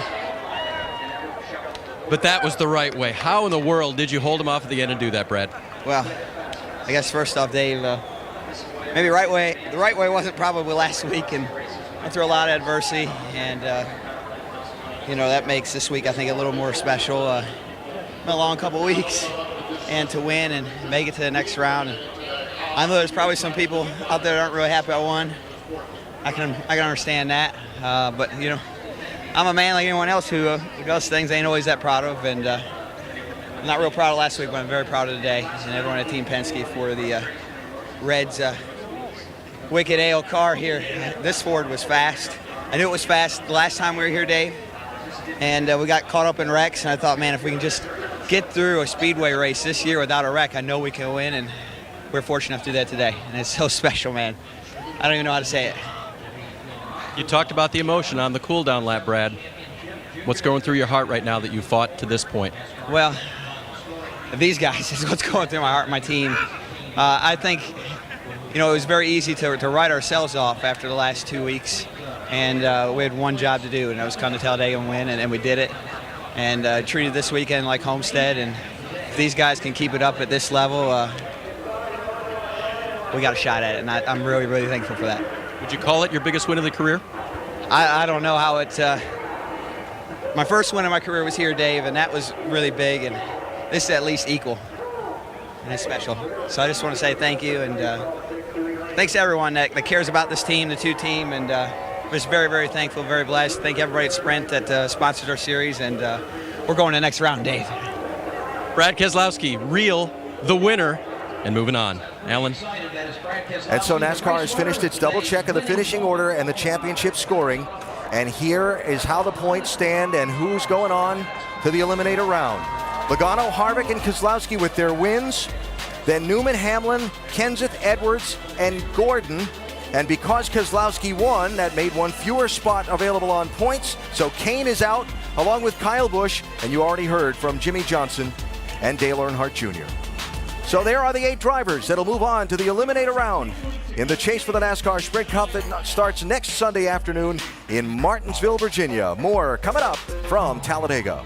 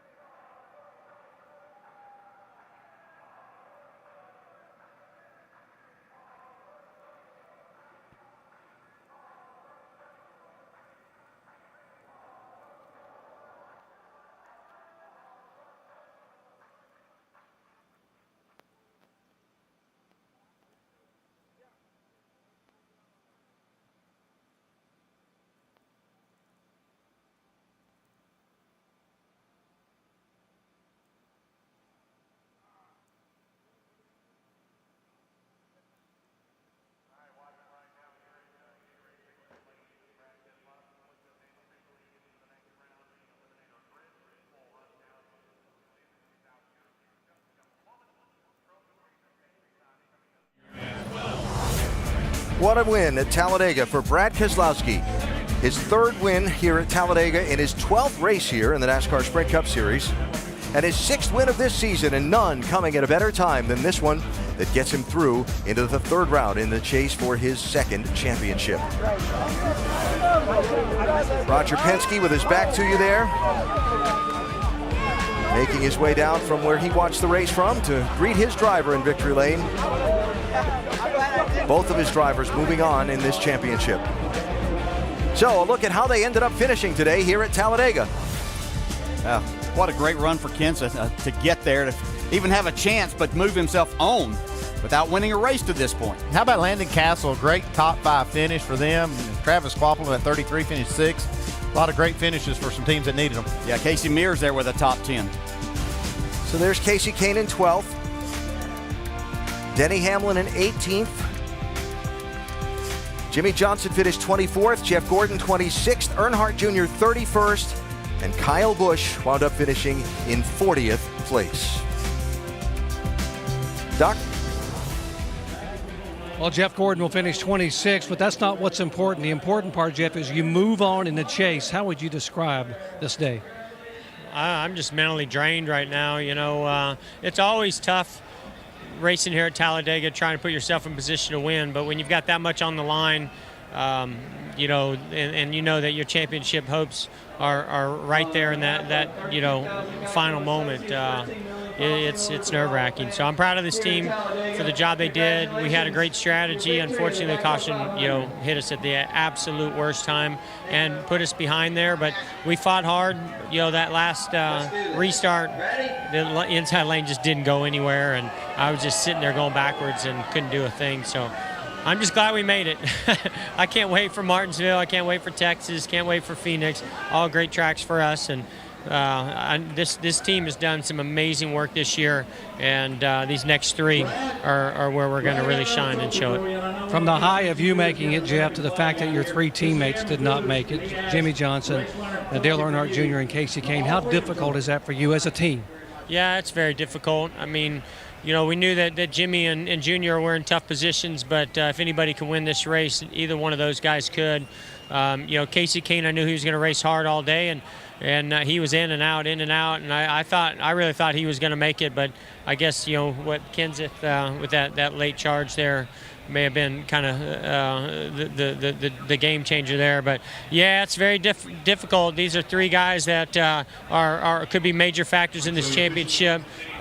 Great teams, great drivers, and friends of mine, and I hate to see them not in there, but we're going to try to make Hendrick proud and go out there and get ourselves to Homestead. The drive for 5 is still alive for Jeff Gordon. Another big day for Ryan Newman here at Talladega in this round of the chase, 6th, 7th, and today 5th here at Talladega. You were in the front late. What's going through your mind knowing that you have to finish? You'd like to win, but more importantly, you have to finish with a good result. Yeah, it's just a great result, I guess, in the end to make it to that next bracket for the Caterpillar Chevrolet. And everybody at RCR and ECR, just got to thank all their hard work and support. We just I think to me the next 3 races are the ones that are the most important to win, and we've been knocking on the door here the last 3, so we'll keep digging. Don't know how to answer any questions on that last restart. I don't know if I could have done anything better, or obviously could have done things worse, but just the way things line up, happy to stay in the top 5 there in the last couple laps. Most importantly, still alive in that hunt for a championship. Ryan Newman, 5th at Talladega. Well, Casey Kane just misses the cutoff by 3 points. The roller coaster, you're in, you're out. Describe what you're feeling right now, Casey. Yeah, you're just trying to get the best finish you can, and basically the restart before, they all checked up in front of me, so I went high to get momentum, and that didn't work because I don't know why that didn't work, but it didn't work. So anyways, then I'm in 20th and got back to 11th. So it was tough if you weren't in the top few spots. You know, once we were up there early on, we could race up there. We had a great Farmers Insurance Chevy. Lead laps, running the top 3, back to the lead, but once I was 10th, 8th, you know, it was just really difficult to get back to that point, and I think we got back to 5th or 6th, but that was about it. All right, Casey Kane, he's out of the chase moving forward. 6 races down, 4 to go. And we're on next to Martinsville to start the eliminator round of the chase. You think there won't be some pushing and shoving there? Oh, certainly will be that, but I love this next round and how different these 3 tracks are. Who's going to be good enough to get the wins there? Martinsville, Texas, Phoenix. Join us at the track and, of course, the championship finale in South Florida. The number at the bottom of the screen or NASCAR.com/tickets. How's your grid looking now? If you had Brad Keselowski making it on, then your grid's looking pretty good.